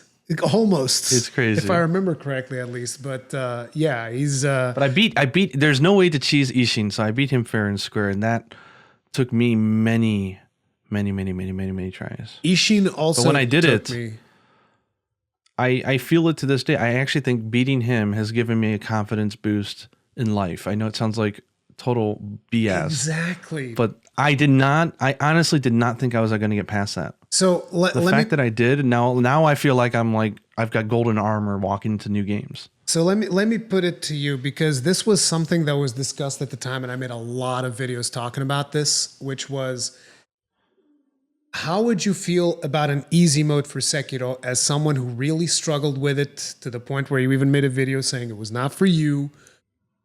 How do you feel about the potential of an easy mode for that game? So I talked about this at the time as well on Twitter. And I think my stance, and I think having beaten the game, I'm a little less on that stance, but I think at the time was more options is not a bad thing as long as it's very clear to people what the designed intended way to play the game is, then let them do that. But if you wanted to throw in some accessibility or some easier options, I think that could be a good thing, but I wouldn't be against it. Like, I'm not like religious, like, oh, they would ruin the experience and blah, blah, blah. But I do understand that, like, especially retroactively looking back at it, that if the option there is there, then more than half the people that like where I was at would have taken that option. And then I would have robbed myself the experience of having overcome it. I understand that it's not everybody though. So there's got to be a smarter way to do it, but I can see the arguments on both sides. I really can. So I don't like easy mode is diluting the artist's vision of what it should be. Yes, I agree with that. That being said, there should, if it doesn't affect you, you shouldn't be upset if a game has an easy mode or accessibility features that make it easier for people to clear it, because the more people who can enjoy it, the better. But on the other flip side, it's a tough argument, isn't it? Because it is a tough argument. The option wasn't there, so I didn't take it. And exactly. You know what? So I got over the mountain, and I feel you feel better for it, don't you? That's the key thing. Like that's what got me to play. We'll talk about this next, but that's what got me to go into Dark Souls 1. I would have never went back to touch that game had it not been for Sekiro. So you see, that's the thing. Because now I feel like I could take on anything. And when, because a lot of times, a lot of people, like whenever you get someone like me, because I will go completely against the argument of the easy modes. I'll completely go against it. And I've talked about this at length, but a lot of times when people talk about this, the argument that they make whenever someone like me goes and says, I think an easy mode would fundamentally damage the experience of the game, they will say that's just elitism. It's not. Most people that think of this like me, they want what you went through. They want people to go through that moment where the game clicks for them and they realize, no, I can actually do this. And it's like, there's an argument there to be made about accessibility, and I'm all for that. Like, you want an accessibility mode for, changing controls, special controllers, maybe a mode that's a fundamentally where different discussion. Maybe a mode where the game can be played in like slow motion or something for people that have problems. Because like people always bring up Celeste when it comes to that. I'm just like, dude, 100%. You want to have like an accessibility mode? Sure. But different difficulties? No. And here's the other thing about different difficulties. The problem with different difficulties is that usually 9 times out of 10, when you have a game that has a bunch of different difficulties on it, what I tend to find is that the developers don't get enough time to properly balance around all the difficulties. So it's like they'll balance one difficulty, and then that one difficulty will be their intended experience. And then there's the harder have a global version. Slider, they'll just mess around. Where it's just like, okay, this one's more HP and more damage.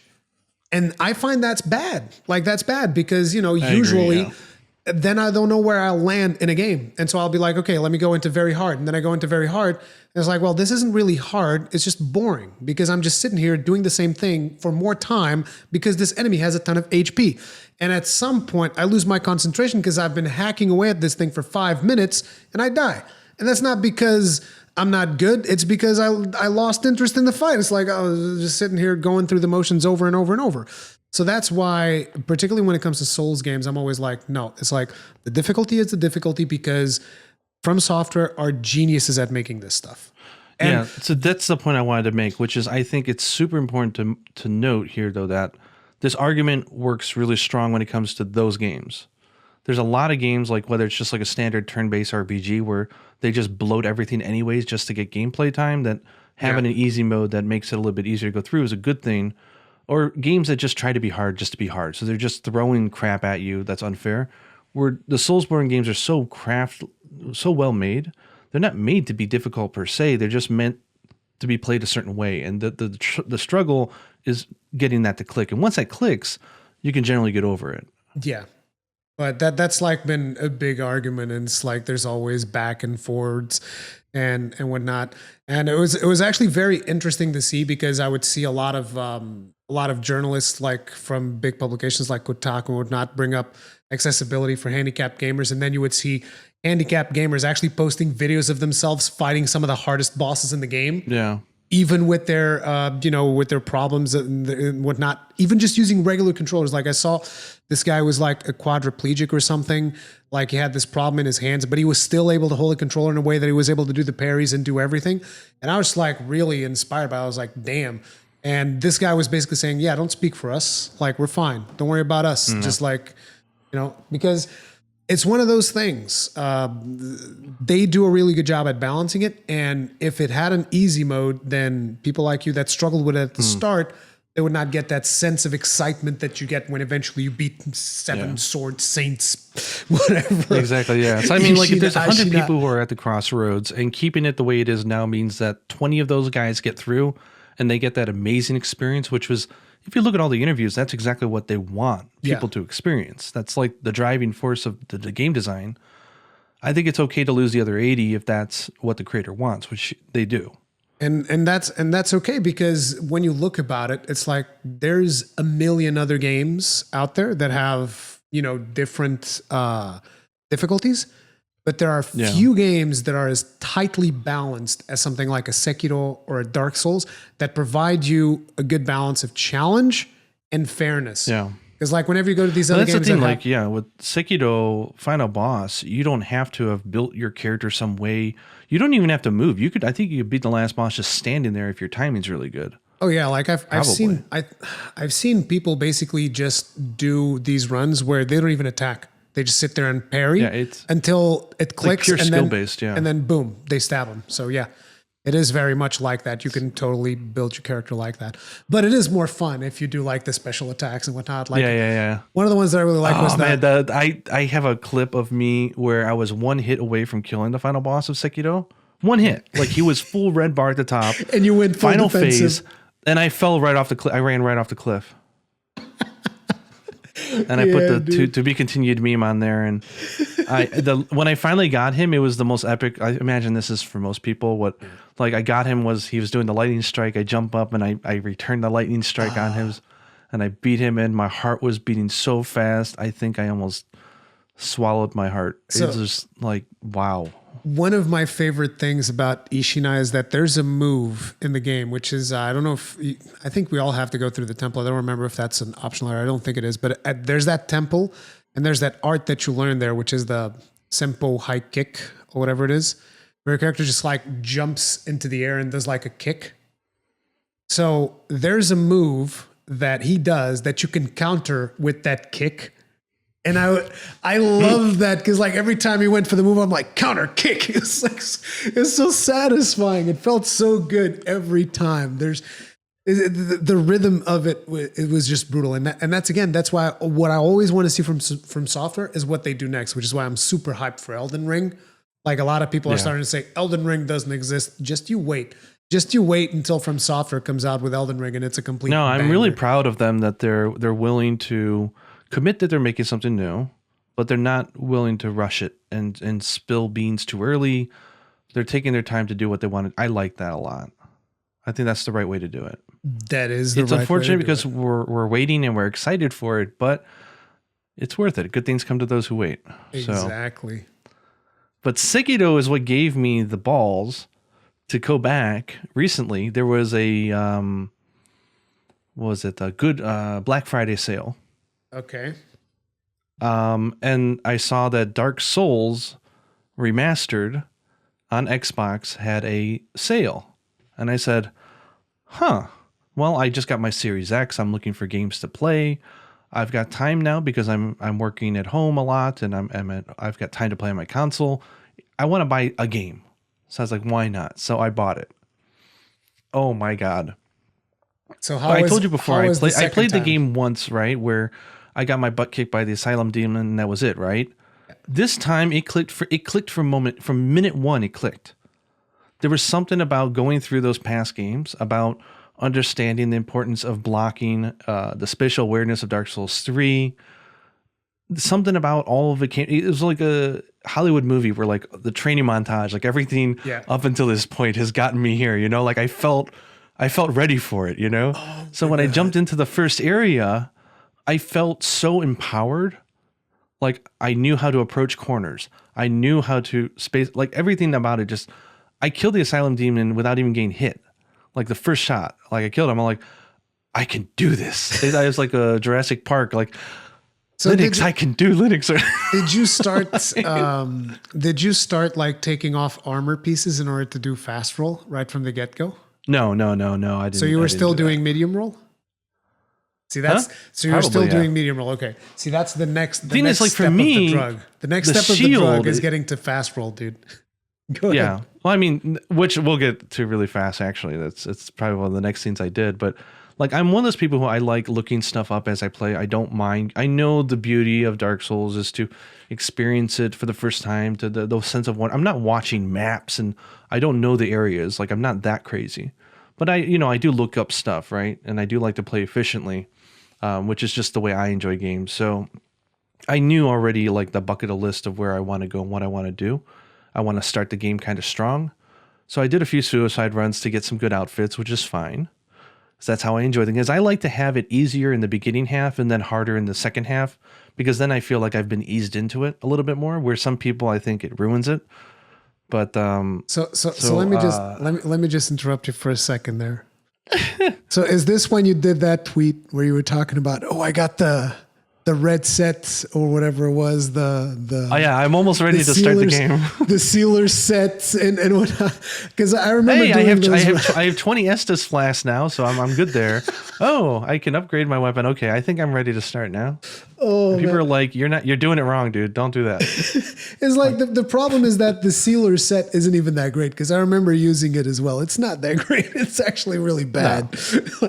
Most of the times when I start Souls now, I would actually start pretty much buck naked, because it doesn't really matter that much early on. Yeah. But keep going. No, so like so I got through the asylum, which was good.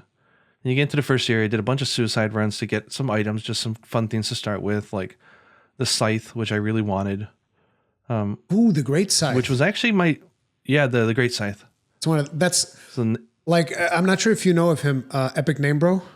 You've heard of him, probably. Yeah. I would assume. Oh yeah, I love his stuff. So Epic Name Bro dubbed that one, I think at some point, like the best dexterity weapon in the game, I think. And I would probably agree with that. Yeah, it's a really, So I did really a good weapon. You could tell how much I loved it because I'm saying my first save that I did the game was a dexterity build. Yeah. Which I know it seems to be. Can you explain this to me? There seems to be some joke in the Souls community, I guess, because when I say I made a dex character, people are laughing or making fun of me or poking. It's like, is there a thing like, do strength build characters poke fun at dexterity build people, or is dexterity like I don't know. That's like kind of looked weird. down upon? No, not really. Not really. As a matter of fact, I can't really think of it. Like, usually what people tend to do is they do quality builds. Now, what's a quality build is a build that's balanced around strength and dexterity. It's called quality because it used to be a modifier in Demon Souls that was called quality, I see. that would scale off of your strength and dexterity. But that's usually the one thing that is a little bit complicated for people to understand, the quality build. But I don't usually see why people would make fun of a dexterity build. I don't know. But I saw some weird comments like, don't go dext or weird. I don't know. Maybe it's just some inside joke I'm not aware of. Yeah, but it's like Dex is really powerful. Dex is powerful. Strength is powerful. Int is powerful. Everything is powerful. Probably the thing is, a lot of people that like to min-max, they'll go and they'll do pyromancies. And pyromancies don't actually need that many stats. So it's... But I don't know if that was the case there. But yeah.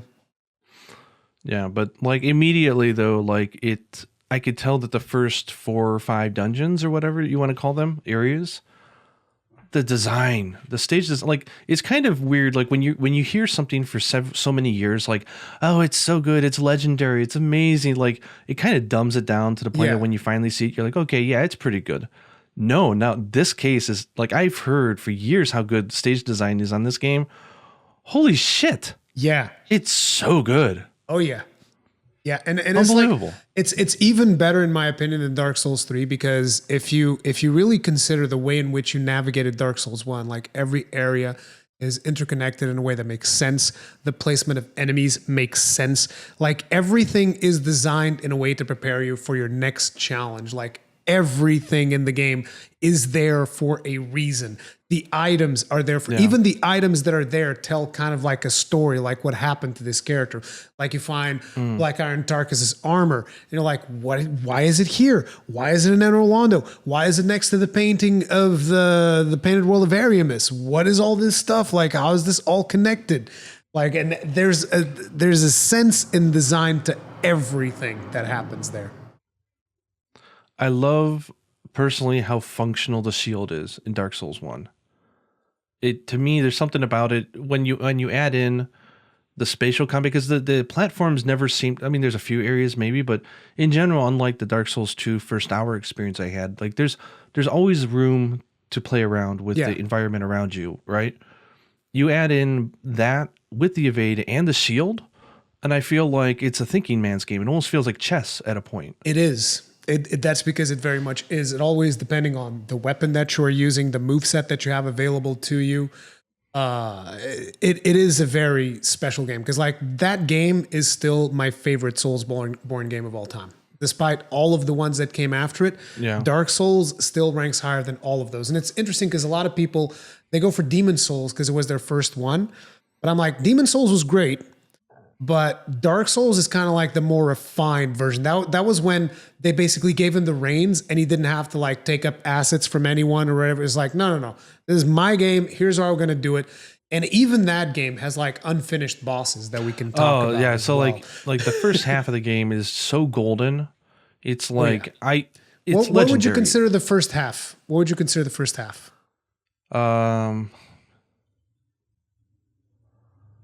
Is it up until Sen's Fortress or in Orlando? No, longer. I would say for me, it felt like everything until you lit the, what is it, until you placed the Lord Vessel? Lord Fire, whatever. Like in Orlando, I thought it was starting to lean off a little bit, but still I like the stage design quite a bit. But anything past that area, So your halfway point is when you got the Lord Vessel and placed it down. You spoke with Frampt, the big snake. He took you down? Yeah. So it's after you killed the two guys, the two bosses, the fat boy and the Smo and Ornstein. Yeah. Smo and Ornstein. That to me was like that. To me, that's like the breaking point where it felt like the design started to change a lot of the stage. Yes. So everything up until that point to me was like champagne. It was just perfect. I couldn't think of anything to say bad about it. Then at that point, I think the game lost a little. I think just because of the nature of, okay, let's start warping around, that felt a little weird. And then it was kind of like, then you get to areas where, like, oh God, the underground area was just not Tom fun. Kings? Yeah. Well, that and also the magma area. It's just like, why is this map so big? Why am I doing the same action over and over again, carving at the butts of these 50 demons that are standing there in magma? You have to kill all the tourist demons? You mad lad. It's like, so I killed them all. That part. I don't even, do you have to? Because I killed them all, but I don't know if you have to. No. It's all optional. Oh, good God. I killed them all. And then I saw the path and I was like, I must have unlocked the path because I killed them, but you're telling me I didn't have to? No. You can skip all that. The only thing you have to do to open that is you got to kill the big boy upstairs, which is the ceaseless discharge. God. You got to kill him. That lowers the lava. And then after that, you have to place the Lord Vessel. Otherwise, there's an entry that blocks your path. But since you had already placed the Lord Vessel by then, I would assume you're fine. I did all the bosses down there. Yeah, I did all of them. They're not really bosses. They're trash. Well, the centipede was like... Then oh my God, the centipedes are so annoying. Like, see, the centipedes are the reason why you should always have a bow with you in a Dark Souls game. You just pull out the bow, boop, boop, boop, done. Don't even worry about it. But even with the second half feeling, it's not obviously as polished, not as particularly the zones that you're talking about, like Tomb of the Lost Giants or whatever it's called, where it's dark and you have to use the lantern. Did you have the lantern? See, that I had to look up videos to figure out how to find the lantern because I did not have the lantern, so I didn't know the path. So I was fumbling around in the darkness, hoping to find that bonfire down below. So there's which I did. 3 ways. There's 3 ways to light up that area. So I got the little skull thingy. First, tell me something. Did Solaire die in your playthrough? Solaire is the guy with like the green shoulder pads, the sun symbol in his chest. See, on my second playthrough, I summoned him and he helped me beat the 2. I forgot their names. Summon and Ornstein. Yeah, and Ornstein. He helped me there, but I don't even remember seeing him in my first playthrough. You don't even remember seeing Solaire. Okay. So there's something that happens he was to Solaire. Was he outside? Like that long bridge with the dragon? Was he on the other end looking up at the sky, or is it someone else? Long bridge. Yeah, that's him. That's Okay. Solaire. So there's something that happens to Solaire at some point during your playthrough, depending on the things that you've done, where he can go crazy and he's got like this insect on his head and you have to kill him. So if you go through that and you kill him, that insect, you can put that on your head and that will give you the light that you need to go through the Tomb of the Lost Giants. Yeah, I did not know that. So there's cool. that. Or if you play an intelligence build, there's just straight up a spell that lights up dark areas. Wow. Or you find the lantern. Those are the 3 ways to navigate the Tomb of the Lost Giants. So yeah, I had to find the lantern. The first time that I went through there, I don't remember exactly how I did. I think I did it with the lantern as well, but I found the lantern. So they actually changed that in a way where when you're going through the area before that, it used to be that it was a random chance of you getting the lantern. So there's a chance that you get there and you just don't have a lantern, you're screwed. Yeah. But they changed it so that if you kill all the necromancers in that area, and as a matter of fact, they changed this for pretty much everything in the game. If there's like one item that is like a chance to drop off of an enemy, and you kill every one of those enemies in the level, the last one will always drop it. So like if you go through the catacombs Interesting. and you kill all the necromancers, the last necromancer will always drop the lantern. If there's another level, which is Duke's Archives, there's mimics there. Oh. If you kill all the mimics in that level, the last one always drops the mimic head, which is like a headpiece that makes your head look like a mimic. I like that. So- That's good in design. I like that. It wasn't like that at the start, but then they changed it so that players would always be able to get certain items that were otherwise hard to get, which was a very good change. But yeah, I can see those 2 zones being frustrating, particularly Lost Izalith, because there's a part in Lost Izalith that's just dragon butts. There's a bunch of dragon butts. Did you kill all those? Dragon. See now you're saying dragon butts, and I thought that was the Taurus demons that I was killing. Hang on. Lost. So it's like, was it after the centipede demon? Yeah. Oh, okay. Then yeah, those. Oh my god, you killed all the dragon butts. Yeah, there was like I thought you were 25 of them. I thought you were talking about the Taurus demons upstairs. No, you killed the dragon butts. I didn't realize that halfway through, then what you're supposed to do is poke one and then they'll fight each other. And I didn't know that. So I killed half. I killed half of them myself. But the other ones, if you just poke them, they'll start hitting each other.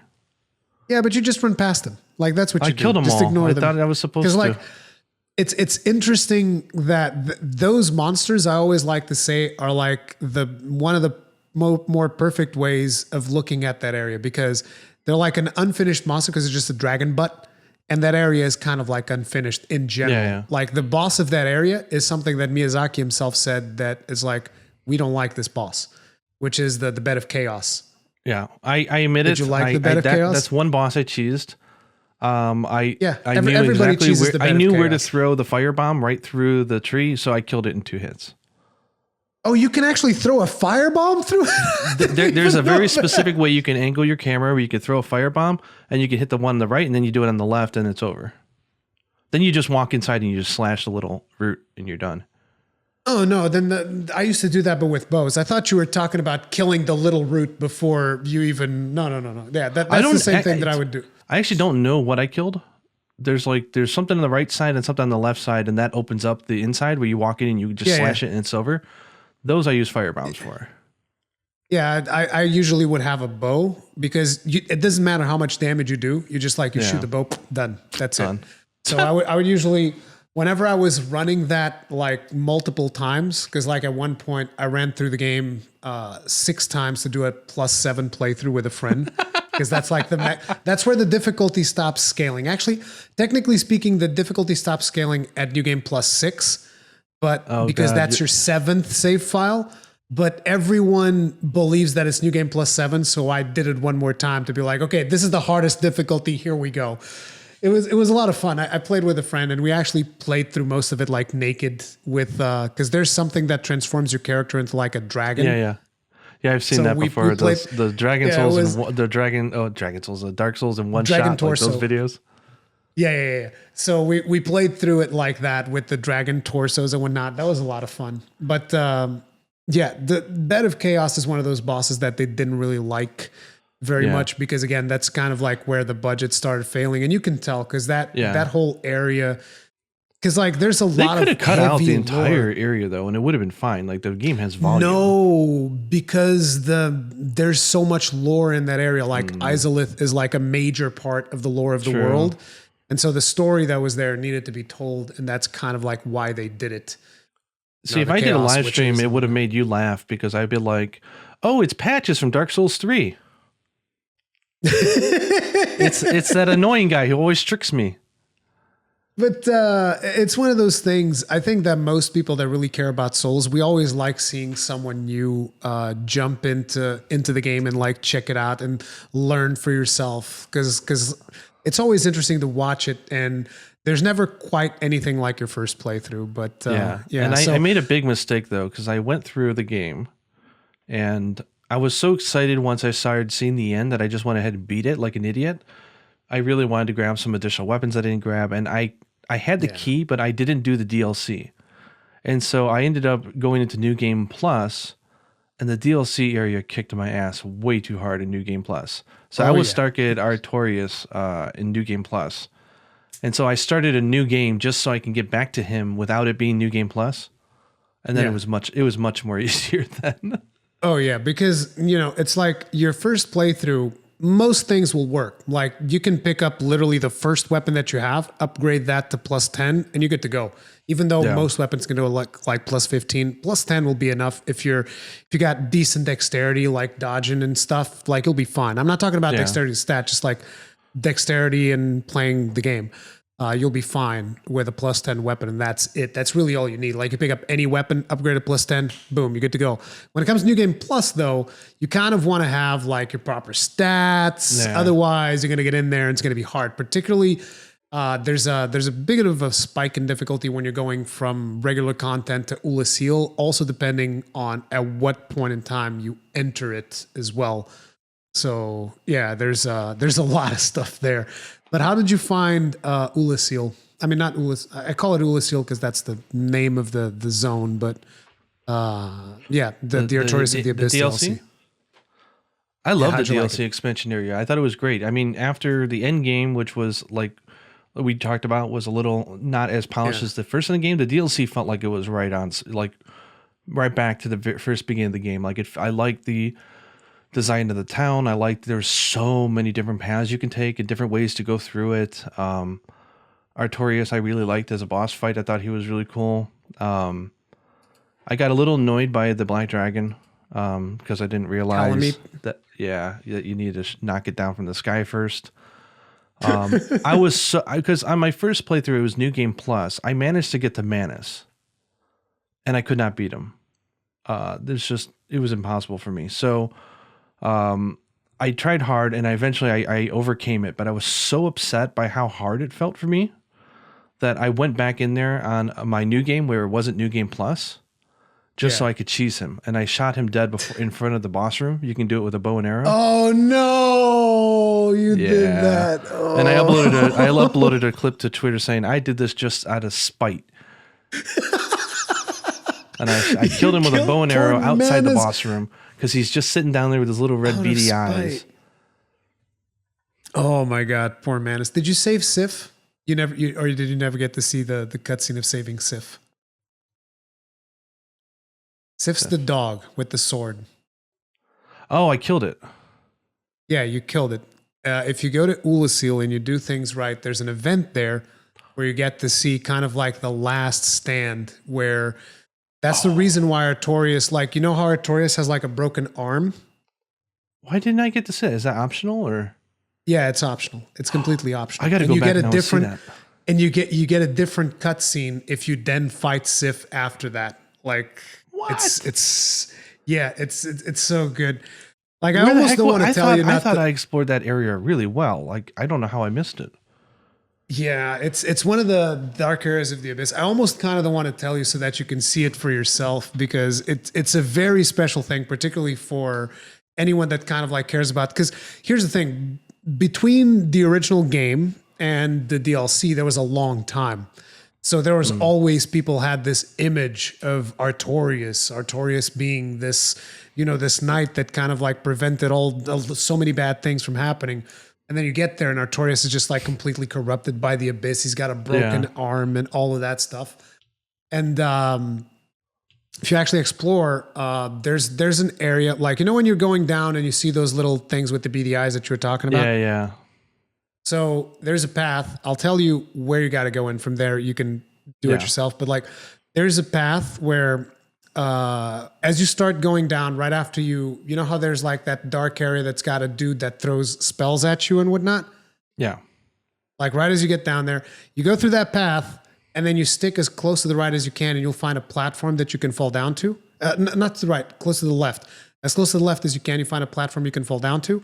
And you find that cat that was in the forest. She's there. And then you keep following her, and she'll take you to where you need to go to see this special event in Dark Souls. See, that's the cool thing about Dark Souls. Like, you'll finish the game, and there's all of these things that you still haven't seen. It's kind of crazy when you think about it. Like, Dark Souls in general, the composition, 90% of the game is missable. And that's crazy. Yes. Like as a creator, you'd think that you would want to force people to see these wonderful things that you made, these bosses, these set pieces, full stages even. And they're like, yes, no, it's just part of the world. If you could see it, great. If not, you didn't. I'm like, what? Like here's another one. Did you fight Gwendolyn? Yes, that annoying little bastard. The one with the snake feet?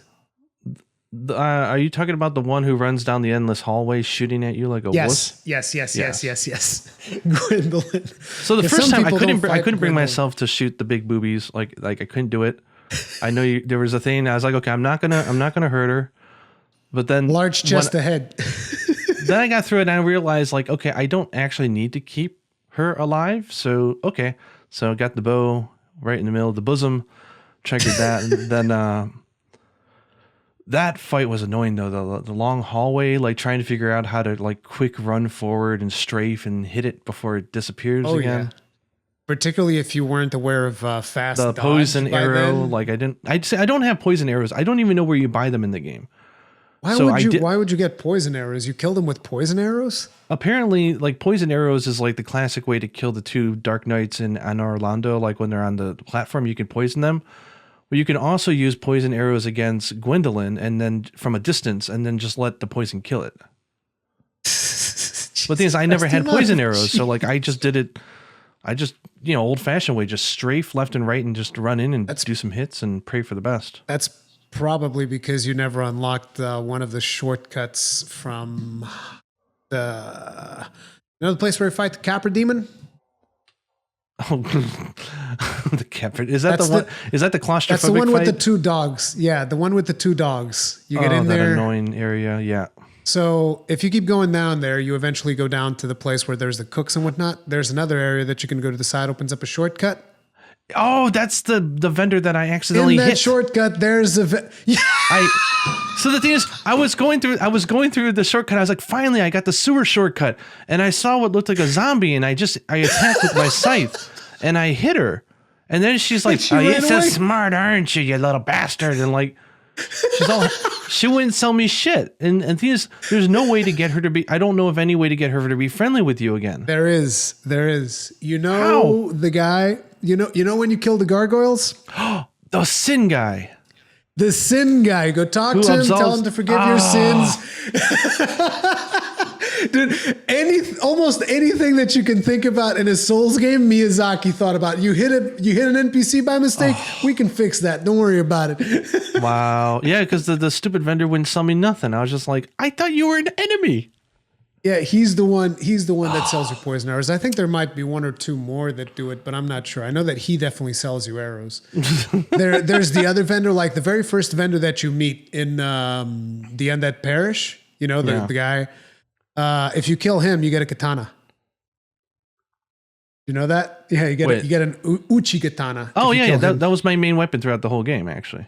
Oh, okay, so you killed him. Yeah, so I did the dex, but I bought everything I could off of him, and then I killed him. And I got the Uchikatana, and that was my Uchikatana was my main weapon, and the scythe was my second one. Oh my god! So, but I mean, one thing I gotta ask you about, because I don't know whether it's just my play style, but like Dark Souls 3, I had no problem beating all the bosses solo, doing it myself.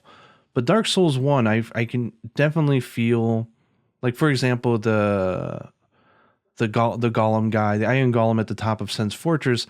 Being able to, like, there's so many times where being human and being able to summon that NPC right before the boss room was so helpful in Dark Souls 1, where I never even did that in Dark Souls 3. I didn't even occur to me, okay, I'm going to save my humanity. I know the run. I know how to get to the boss. Let me now pop a humanity, get to the guy, summon him, and we're going to duo him, you know, like let me tell you something, okay? If you're going to summon Black Iron Tarkus, you don't have to do anything. You can just walk away from the fight. Yeah, he solos crazy. The boss. Yeah, he deals a I was about a black ton of damage. That man is awesome. Like, raw Iron Tarkus. I love the names of these guys. When you summon them, you're like, Black Iron Tarkus. He's a beast. Like, I actually did a playthrough where I had a friend of mine who recorded some music for me. I mean, he recorded for me. I didn't actually ask him to do it, but he was like, "Oh, I made this music for you to use in your videos." And I was like, "Oh, it's awesome. Thanks." So I made a full playthrough of me playing as Black Iron Tarkus, where I had his armor and his sword. And basically this music was just really metal. So whenever I would go onto a boss to kill, I'd put on this heavy metal music. I just murder stuff. Because, Black Iron Tarkus is like an icon. He usually can solo the golem, no problem, unless something goes really, really wrong. And then, the first playthrough I did, I didn't even think about I was struggling at those two guys at the top of Enerlondo. I can't remember their names. I'm sorry. I'm Smo and Ornstein. It's fine. Ornstein or whatever. So and I beat them, but on my second playthrough, because I've now played the game 3 times in the span of a month. That's how much I loved it. So or actually 4 times, I think. So I really like it. So the second time I went through them, I said, "Oh, I wonder if there's like a human I can summon." So I popped a humanity, because the first time I played, I had no humanity. Like that stuff was a limited resource for me at the time. And then I noticed that you can get Solaire. And you made the fight harder for yourself. Congratulations. Well, the thing is when I summoned him, and then I go into the boss room and I'm alone. I'm like, what the hell's going on here?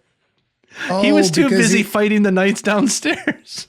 Yeah, if you want to bring Solaire, you got to kill the 2 knights. Otherwise, I didn't know that. So he was heck, and then he must have killed them, because he was outside the boss room, just standing there like, "You're gonna open the door?" Because he has to come in at the same time as you. But then when Solaire, I brought him in the third time, man, is he strong? I think they buffed him on the remaster. I wasn't 100% sure, but the way that you're talking about it, they definitely buffed him in the remaster, because previously Solaire was useless in that fight. He would deal no damage, and they would 2-shot him, and he would just go in there and die. And here's the thing: whenever you summon someone to go with you to the boss gets additional health, kind of like scaling in Monster Hunter. Yeah. So if you summon Solaire in the original game for Smo and Ornstein, you were just making the fight way harder for yourself for no benefit whatsoever, because Solaire in that fight was useless because they didn't scale him. So they had him with the values, because you can summon Solaire for the gargoyles as well. Oh, I didn't know that. In case you didn't know that. So they had the same HP values that he had at the gargoyles. So you would summon him there and he'd just be useless. It's he couldn't do anything. But then they changed that for the remaster. But it helped me out, because I don't know why they haven't done this in the series, or maybe they have and I just didn't get to the bosses. But I love the idea that depending on who you kill first is the soul that you get, the weapon you can get, the drop. I think that was only for Smo and Ornstein. Yeah, because if you kill the fat guy first, which is how I wanted to do it, but I never could because I was just too distracted by the fast one. I really wanted the spear, the halberd, but you can't get it unless you kill that guy first. Yeah, you have to kill Solaire allowed me to he took all the focus away, so I was able to do that. I was really happy. And not only that, but you also get a really good ring, the Leo ring.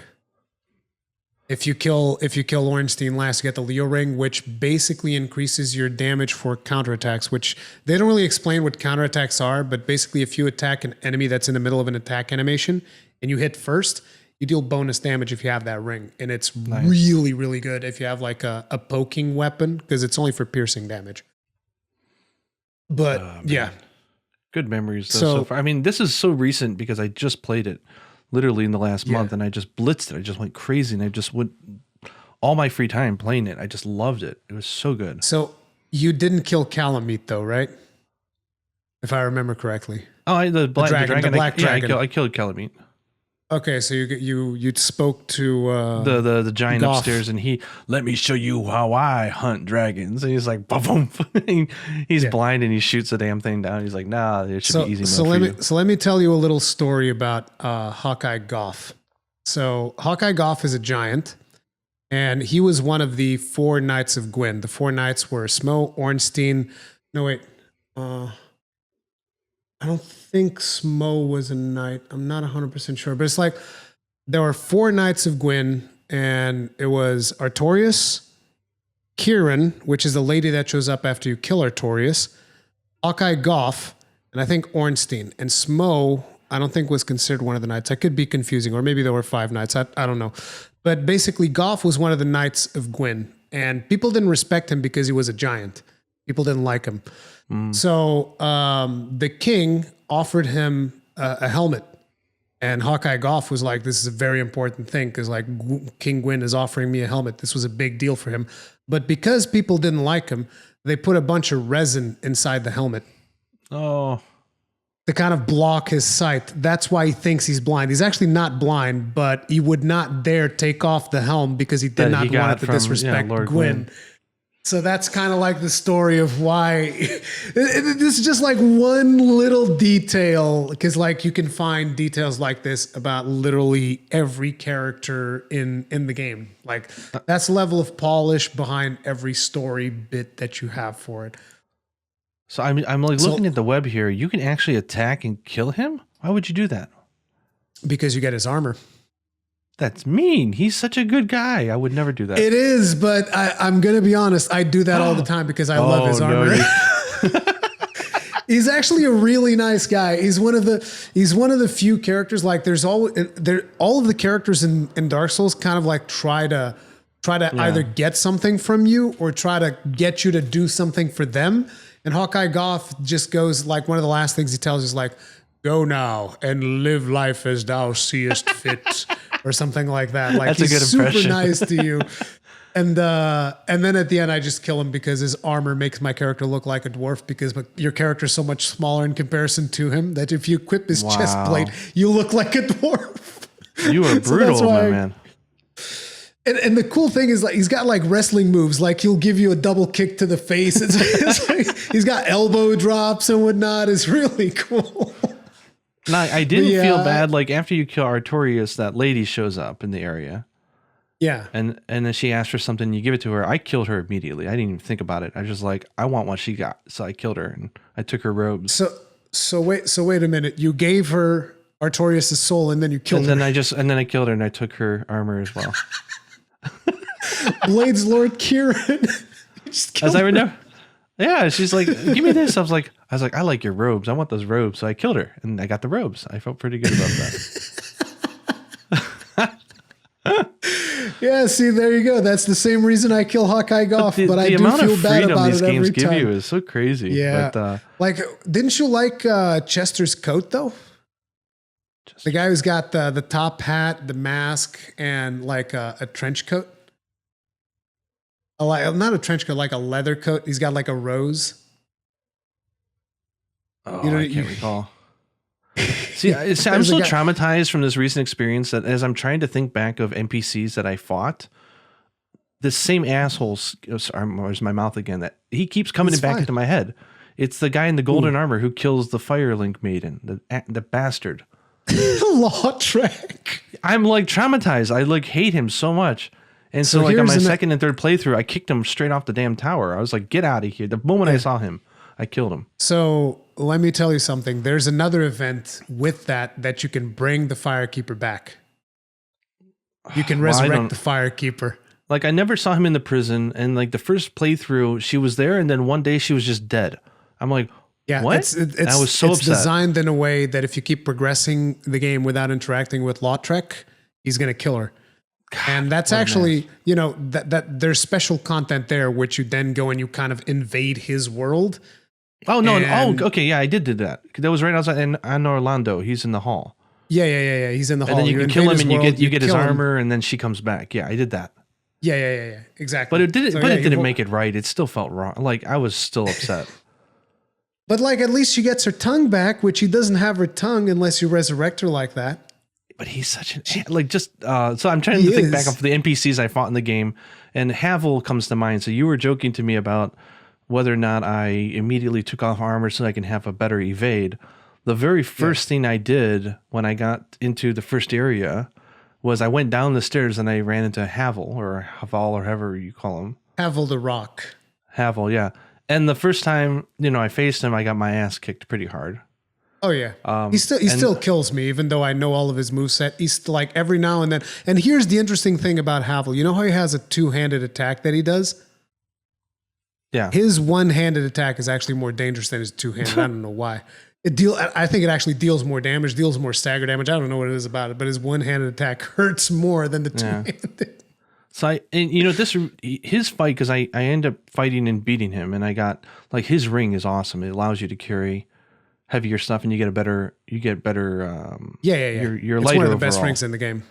Yeah. It reminded me of my Birth by Fire when I started Bloodborne for the first time. You know how you're in that opening area and there's the werewolf that attacks you? Yes. I killed it barehandedly. I didn't know there was a weapon in the game that you can get. Yeah. I didn't know it. So I didn't grab the weapon, and I fought it with my bare fists, and it took me probably an hour and a half to kill it. And then I streamed that as well, actually. And people they weren't telling me, and then I finally killed it, and they're like, "Good job, guys, and you just beat the game on hard mode." They're like, "There's actually a weapon you're supposed to pick up and fight and equip before you fight it." So I was like, Birth by Fire, like that taught me everything I needed to know about how to approach combat. But the thing about Dark Soul, Bloodborne is that you can also your visceral attacks. Yeah, they're not affected by your weapon damage. Or are they? No, yeah, I don't think they are. Your visceral attacks are affected by the amount of agility you have. Is it agility or dexterity in the game? I think it might be dexterity. I don't know. But they're affected by the amount of. Havel is a beast. I saw somebody do something so dirty to him on a YouTube video. Oh my God. I almost want to go back and try it. Even though I can fight him now very easily, because once you understand his moves, getting behind him is actually very easy. Yeah. But like you can actually lure him up the stairs and just drop down and he'll suicide himself if you do it enough times. Because he takes fall damage. And up the first little hall, there's the way he'll follow you up the stairs. You just jump off the stairs. He'll jump off with you. And when you need to, you just pop an Estus flask. And after about 20 times, he'll die from fall damage. Oh my God. Imagine the patience. Jesus Christ. The stuff they allow you to do in Dark Souls is so fun. That's the thing about it. There's just so much freedom to it. Like you can play that whole game with a bow if you want to. Yeah. Like there's people that do that. It's not particularly easy, but it is an interesting way to do it. There's people that finish Dark Souls with only soul level 1, so they don't level up. I've seen people do new game plus 7 in soul level 1. And it's like people were constantly telling me, Rurikhan, when are you going to do soul level 1? It's like, I don't think that's fun to me. Like I want to level up. I want to become better. Like I don't like the idea of like just running around not leveling up. I entertained that idea for a while, but I ended up not going through with it because it just doesn't seem interesting. But people came up with all kinds of strategies. Like they would use crazy pyromancies. There's a ring that increases your damage the less health you have, basically heroics. Yeah. There's heroics in Dark Souls. So there's people that do that as well. So yeah. Well, I'd say overall in my ranking of my experiences, maybe because it's fresh in my head because I just played it, but I want to say that I think Dark Souls 1 is my favorite, even though the second half of Dark Souls 3 felt a lot stronger. Overall, I would say that the fondness that I take away from the game is much higher with Dark Souls 1. There's something a little bit more simplistic about it, I think, where Souls 3, I don't know, felt a little larger set pieces. It was a little bit more theatrical for me, where Souls 1 feels a little bit more grounded. I don't know if that's the right word, but I really enjoyed it. It was really fun. Souls 3 was almost like Miyazaki coming back to the fans and saying, "Look, I get it. You guys were a little bit disappointed by Dark Souls 2. Let me do right by you guys. Here you go." That's why Dark Souls 3 is really good. A lot of people are still upset with me because of the fact that I didn't like the last DLC of Dark Souls 3 because it did something very similar to the Nioh thing that we're talking about, where there's just like these, I call them Gundam ghosts because they're basically ghosts, but they just shoot like barrages of missiles at you and you can't kill them when you see them. So you see them and they're just like firing missiles at you the whole time and you can't kill them. You have to find like their anchor body that's somewhere in the level and then you kill that body and they're gone. But I hated that mechanic so much, just kind of like rushing me through the levels again. I was like, oh. And then there's one of the bosses in the DLC is just like this giant dragon that is so big that the weapon that I took into the DLC couldn't actually hit it. I physically couldn't hit the boss with the moveset of my chosen weapon. So I had to go back and make another weapon to bring to the game to kill that boss. And I was just like so frustrated. Because then it was one of those bosses that just kind of like runs to one end of the room and you go after it. You hit it once, he runs to the other end of the room, and then you go after it, you hit it once again, he runs. And I was like, dude, this is boring as hell. This is one of the worst bosses ever. It does finish with a really good boss, which is kind of like the Gurman boss that you were talking about in Bloodborne. So Gurman though, okay. I'm curious about what you think when it comes to the Soulsborne games from Software. How would you rank the soundtracks? How would I rank the Because they're all amazing, but like, which one would you consider your favorite or favorites out of them? If you want, I can go first. The original. I think it's probably the original Dark Souls. I think the original Dark Souls, and then probably Sekiro. Interesting. Okay. I don't know. I just really like the Japanese themes in Sekiro. I really appreciated those. But you know, I like all of them, obviously. But the original Dark Souls is just special. No, wait. I almost forgot about Demon Souls. Crap. Yeah. So Demon Souls, I've never played, and I've been trying to get a PlayStation 5 because I want to play it. But PlayStation 5 is not really on sale in Japan right now, ever. Yeah. But eventually I will get it, and I think I'll play Demon Souls. Is there anything I should know going into Demon Souls if I do get it?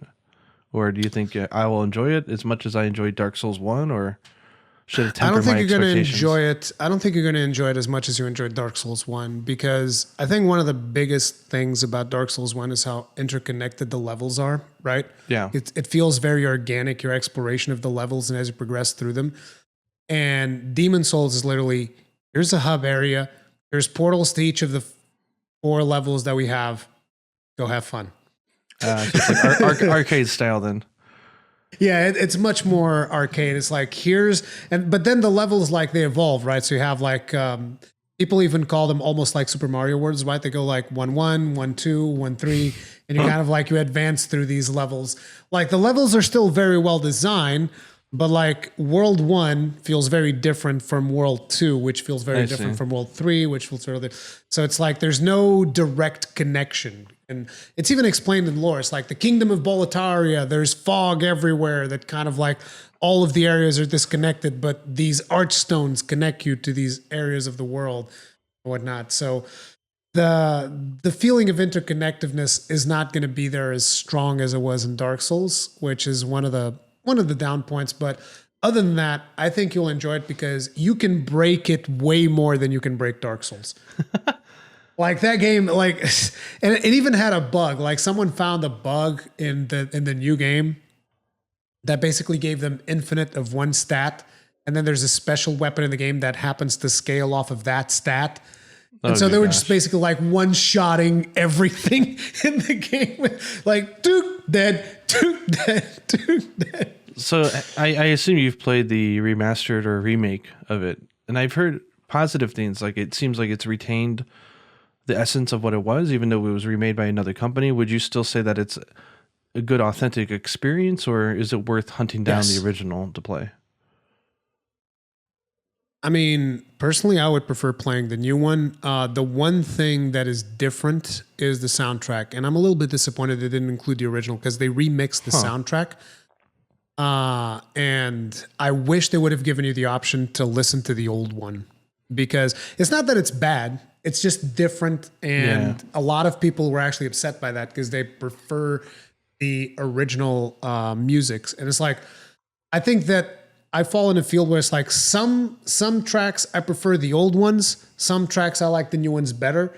I don't dislike either of them, but I would like them, considering that it's a remake and they went through so much trouble to really recreate the original experience, that I think it would have been way cooler if they had done the soundtrack as well. Because like playing this Demon Souls is going to feel just like playing the old Demon Souls, just with better visuals. That's it. Because it feels exactly like to the point where, for instance, they changed some of the animations on backstabs and stuff like that, but they did it in a way where the animation lasts the same time as it did in the original. So it feels just like playing the original, even if the animation is somewhat different. That's good. And it's much more polished with stuff like that. And just the levels are designed exactly the same. They're exact replicas of the original levels. But in some situations, they can almost feel unrecognizable because of the sheer amount of detail that the level has. Almost makes it harder for you to navigate, because like I don't recognize some of this stuff as someone who had played the original, which was actually cool. And they added a mirror mode where they basically like flip the levels horizontally and you can like play through the game. Oh, that would mess me up. Yeah. To the point where it's even like your character is attacking with the left hand instead of... So it's almost like Monster Hunter. Yeah. Because well, at least there's a reason why it's like that in Monster Hunter. I'm assuming you know this. Yeah. Because they value their defense more than the offense. Yes. The hunters are right-handed, but they use their shields in their right hand because defense is more important. So shields up, quite literally, right? Shields up, Iron Breakers. But it's like Demon Souls is really cool. Now, what I'm curious is, so did you also defeat the Moon Presence in Bloodborne, or did you not even know about them? You did. Okay. I did. Yeah. So you did, but you didn't do the DLC. I still thought Gurman was harder. Yeah, Gurman is harder, particularly if you're not used to fighting like humanoid enemies. You want to know how I killed Gurman my first time? How? Did you ever pick up the cannon? You can cannon him to death? I mean, did you pick up the cannon? It's a weapon. It's a cannon. Cannon. I've seen it, but I don't think I ever used it. Yeah, so when I first picked up the cannon, I was like, holy crap. I was doing a strength build at the time, and I was like, holy crap, this weapon is just literally a cannon. But that thing uses like 10 ammunition to shoot. So I got Gurman really low, and I was like, you know what, screw this. I pull up the cannon. I killed him with the cannon, too. That's rude. I was like, boom! I blew him to smithereens with the cannon. It was so satisfying. But like I fought him. Like I didn't just kill him with the cannon, right? There was a big fight. And then when he was close to dying, I was like, screw this. Swap to the cannon. Bang! Just killed him dead. It was so good. But I died a bunch of times before I actually killed him, because he's a pretty challenging one. But I love the theme song in that battle, though. It's so somber and bittersweet, and I just love it. You never did tell me what your favorite soundtrack was. So I actually have to say that the one thing I liked more than Dark Souls 1 soundtrack, I actually like Dark Souls 3 soundtrack a lot. Yeah. For some reason, that one stuck with me. So I listened to that a lot on my phone. I have the soundtrack on there. Like nothing quite gets me going like the Lothric brothers? Like their theme song is so good. Oh my God. Yeah.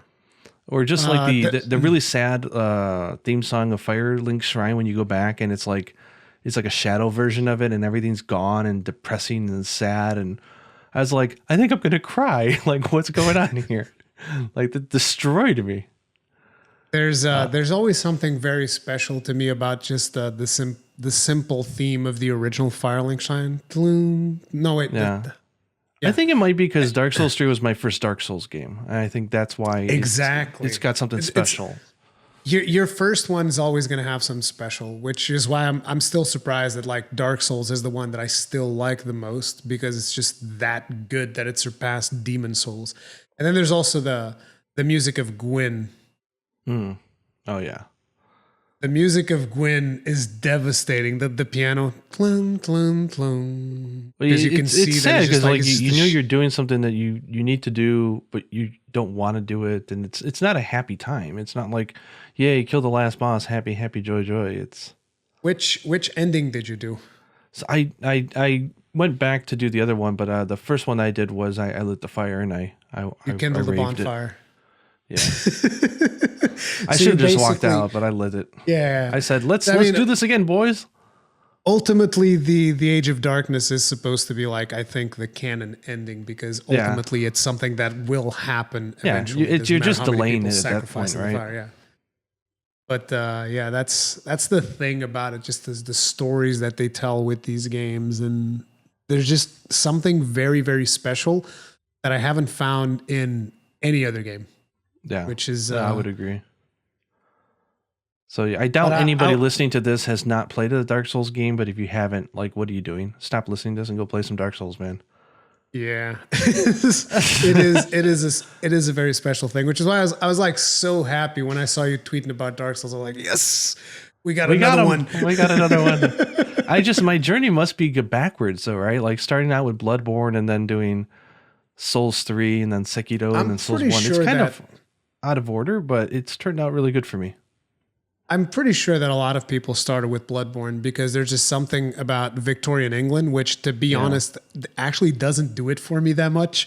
Like, I'm not too big on Victorian England, but like when you add the combat, the trick weapons, and all the crazy stuff that you could do in that game. Yeah. Well, my thing is I really like Geiger and Lovecraft, and that is like all over that game. Oh, man. Did you ever walk around Bloodborne with 40 insight? Probably not. You can see all of the, like, you know how near the end you start seeing all of the Cthulhu monsters like hanging off of the buildings and stuff? Yeah. If you get 40 insight early into the game, you can see them from the start because they're always there. As a matter of fact, one of those is the one that actually takes you into the DLC. I assume you never did the DLC, the Old Hunters? No. I watched some of it on YouTube and it looked really cool. But that was another one where I think, for me, if it's more than a month away from when I played it, it was a little like I was moved on. Yeah, I understand. That one is actually one of the best DLCs. That one and Artorias of the Abyss were two DLCs that I really, really enjoyed. I really enjoyed Old Hunters. And I did a build that was completely terrible for the final boss of the DLC. And I stayed in there for 6 hours and I didn't kill it. 6 hours? In a live stream. 6 hours I was there doing attempts on it and I didn't kill it. Which The game? Orphan of Cause. Bloodborne. Wow. Yeah, dude. The Orphan of Cause. Because here's the thing. This was a boss that was resilient to magic. And I was working on a build that was all about arcane damage. So I get to the boss and my build does literally nothing. And I was like, God damn it. But you I was still trying to didn't want to give up. it. No, I brute forced it for 6 hours and I was like, okay, I quit. And I basically grabbed that build and I went to level up like 20 more levels or whatever, put it in strength, grabbed a different weapon, beat the crap out of him in like two attempts. Sheesh, 6 hours. But the thing was, probably if I go to fight him now, I still have the muscle memory because I spent 6 hours fighting him. Wow. But yeah, that's the feeling of accomplishment that you get from Souls games that you really just can't get from any other, as far as I'm concerned. Yeah, I would agree. It's something, and I just love the fact that it's that artificial difficulty. So it's like, if it's artificial, that means that if I jumped in right now and I try to do it, I would fail. I would have to get used to the pace and the cheapness and all that. But you can probably jump in right now and do it all over again very easily, because you know how to play the game. And so it's a mental thing, right? The moment it clicks, like, you can get back into it. The moment it clicks with you and you know, okay, here's what I want to do. Here's how it's going to work. Here's the build that I'm doing. Here's the stats that I'm doing. Boom, done. You're good. Yeah, where I think games that are just artificially hard, it's like you just have to practice and get used to it and then sort of get into the rhythm and then you just know how to get past it. Where these games, it's once you can do it once, you can do it again. And I like that. So the second playthroughs are like, it's like a playground. You can do anything you want. Yeah. Nothing scares you. Have you ever seen like the types of runs that people are doing on like Twitch and whatnot? I've watched some of like the like Dark Souls in one hit and like the speed runs and stuff for fun, but Yeah, I probably not all the stuff that you're talking about now. because like there's a lot of people that do the no hit runs, and I'm just Oh, like, dude, I'm always impressed by when people do no hit runs. Like they'll just straight up go through the whole game without getting hit once, and I'm just that's like, crazy. dude, what the hell? There was this one guy who did it like I think back to back. Dark Souls 1 until Oh 3, yeah, the like one through not three, all in right? one No sitting, hit. but he did 1 through 3 no hit, and I was just like, that's insane. Yeah, I You're saw crazy, it dude. was Kotaku of all places that they posted an article on that, and I saw it. I'm just like, that's crazy. Yeah, it's friggin' insane. But that's the People are thing. That's how talented. fair these games are, that you can actually get through them without getting hit at all, because the combat system is just that refined that if you know how to do it, yeah. And I think also one of the reasons why you landed so well on Bloodborne is because a lot of people like to say that Souls games are hard, but it's like try iframing on Monster Hunter, then you'll see what's hard. Because like iframing in a Souls game is easy. Easy. You try like iframing a roar in Monster Hunter, good luck. Unless you have like Takes- evade window, is like it's way tighter, way harder to do. Like I didn't even think you could do it until I got to know more about the game. I was like, dodging roars? What the hell are you talking about? That doesn't exist. I still can't do it in GU. And I like scrape by to do it in world. Like pfft, dodging roars, dude. Good luck with that. But I guess a good way to wrap up is we've got the next Souls game coming. Do you have any idea when it's coming out? I have no idea. Elden Ring, I thought it was Yeah. coming out in March this year. That was my initial prediction. I thought it was going to be March this year because usually from software games tend to launch around March, and usually they announce them when they're reasonably close to being released, like Yeah. within, I don't know, 6 months to a year. So it's already delayed a lot more than I would have expected, even for Corona. So to be honest, I have no idea, but I figure it would Oh, wow, have so to that's- launch next year. Yes, this looks like it's PS4, Xbox One, so it's not even next gen. Yeah, exactly. It's current not gen. even next. Maybe they're polishing it up for next gen. I don't know, but yeah, I don't know. But either way, one of the things that I do like is the fact that they haven't talked about it. They haven't been teasing people with like a million different. Oh, let me show Yeah. you more of this and more of that, because it's one of those games that you really want to go in as blind as possible. Eventually, they'll do like a network test or something, and I'll try to get in on that to see what it's all about. But I'm just super curious because again, that's what I want to see from software. It's the next game. I don't want to see Dark Souls 4, Bloodborne 2. So many people are like Bloodborne 2, and I'm just like, no. You want another Dark Souls 2? That's how you get another Dark Souls 2. From Software is good at making new games, not just repeating and repeating and repeating. Oh, But yeah. man. Yeah, do we know anything about the setting? I know I'm looking here online. It says like George Martin was involved in trying to create some of the backstory or whatever, but I don't see anything else. I think it's going to be some medieval. I think it's going to be a medieval type setting. There's some Norse inclinations there with like a dude banging on an anvil, and there's some like North symbolism there. But yeah, we been don't a lot know. of There's Norse also like recently, hasn't there? yeah. There's also like a character that almost looks like a little bit like a Valkyrie, but she's also got like a prosthetic arm. And people are like, "What is it with you and prosthetics?" Friggin' Sekiro's got a prosthetic. Bloodborne also has like some stuff like that. It's like Jesus, but yeah. Oh, But yeah, that's them Souls games, and they're Well, I'm pretty looking forward friggin' to it. awesome. They're pretty awesome, yeah. But Dragon's Dogma 2, man, one day. I know they Oh, had that man. interview with Itsuno, and they said, like he had a choice between Dragon Dogma 2 or Devil May Cry 5, which I also enjoyed. And he chose to start with Dragon 5, so that only means he must be doing Dragon's Dogma 2 now. I hope he's doing Dragon's Dogma 2. I'd be so friggin' hyped for Dragon's That would Dogma probably 2. I mean, they just finished That's gonna Devil May take Cry a while. 5, so yeah, that would take Yeah, probably a that'll good take a while. 3-4 years. But I'll Yeah. wait. I can't wait. That'll be great. You have to wait. You don't have a choice. Exactly, right? But yeah, Dragon's Dogma and Dark Souls, definitely something that all of you hunters out there should eventually check out. Do you have any other words for souls about souls? About souls. I'm kind of, if Monster Hunter Rise wasn't on the horizon, then I might actually try to go back and play Dark Souls 2 just to see if I can get over the fact that it's so different, just to enjoy it. But I don't think I'm going to have the time, but it doesn't sound like, I'm going to be missing too much. It's still worth it. It's still a fun game to play. There's like a character there that I really like, Gavlan. He's a dwarf. It's the only Souls game that has a dwarf on it. He's this little dude that just has like a really big axe, and he talks to you going like, Gavlan wheel, Gavlan deal. Just sells you stuff, but there's some interesting stuff in 2, but you do need a lot more patience and a lot more time than with the other games, because they did pad a lot of content. So yeah, now is not the best time, but eventually I do hope that you beat that one too, because it's still something.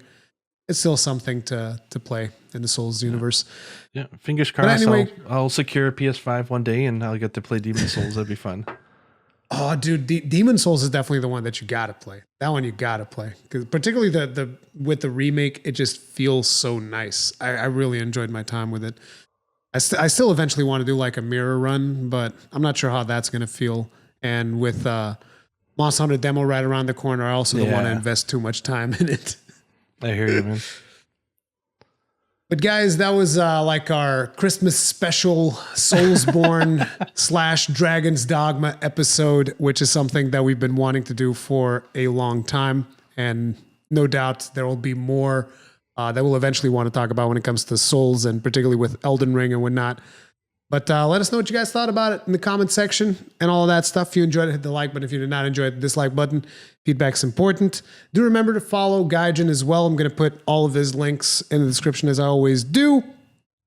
And any parting words, sir? You died. I have nothing witty to say, unfortunately, but thanks for sticking around and listening to the end of the podcast. I know it's been a long one, but it's been fun. And check out these games if you haven't, especially Dogma. Yeah, most definitely. Check them out. See you guys in the next one. Peace out. Peace out.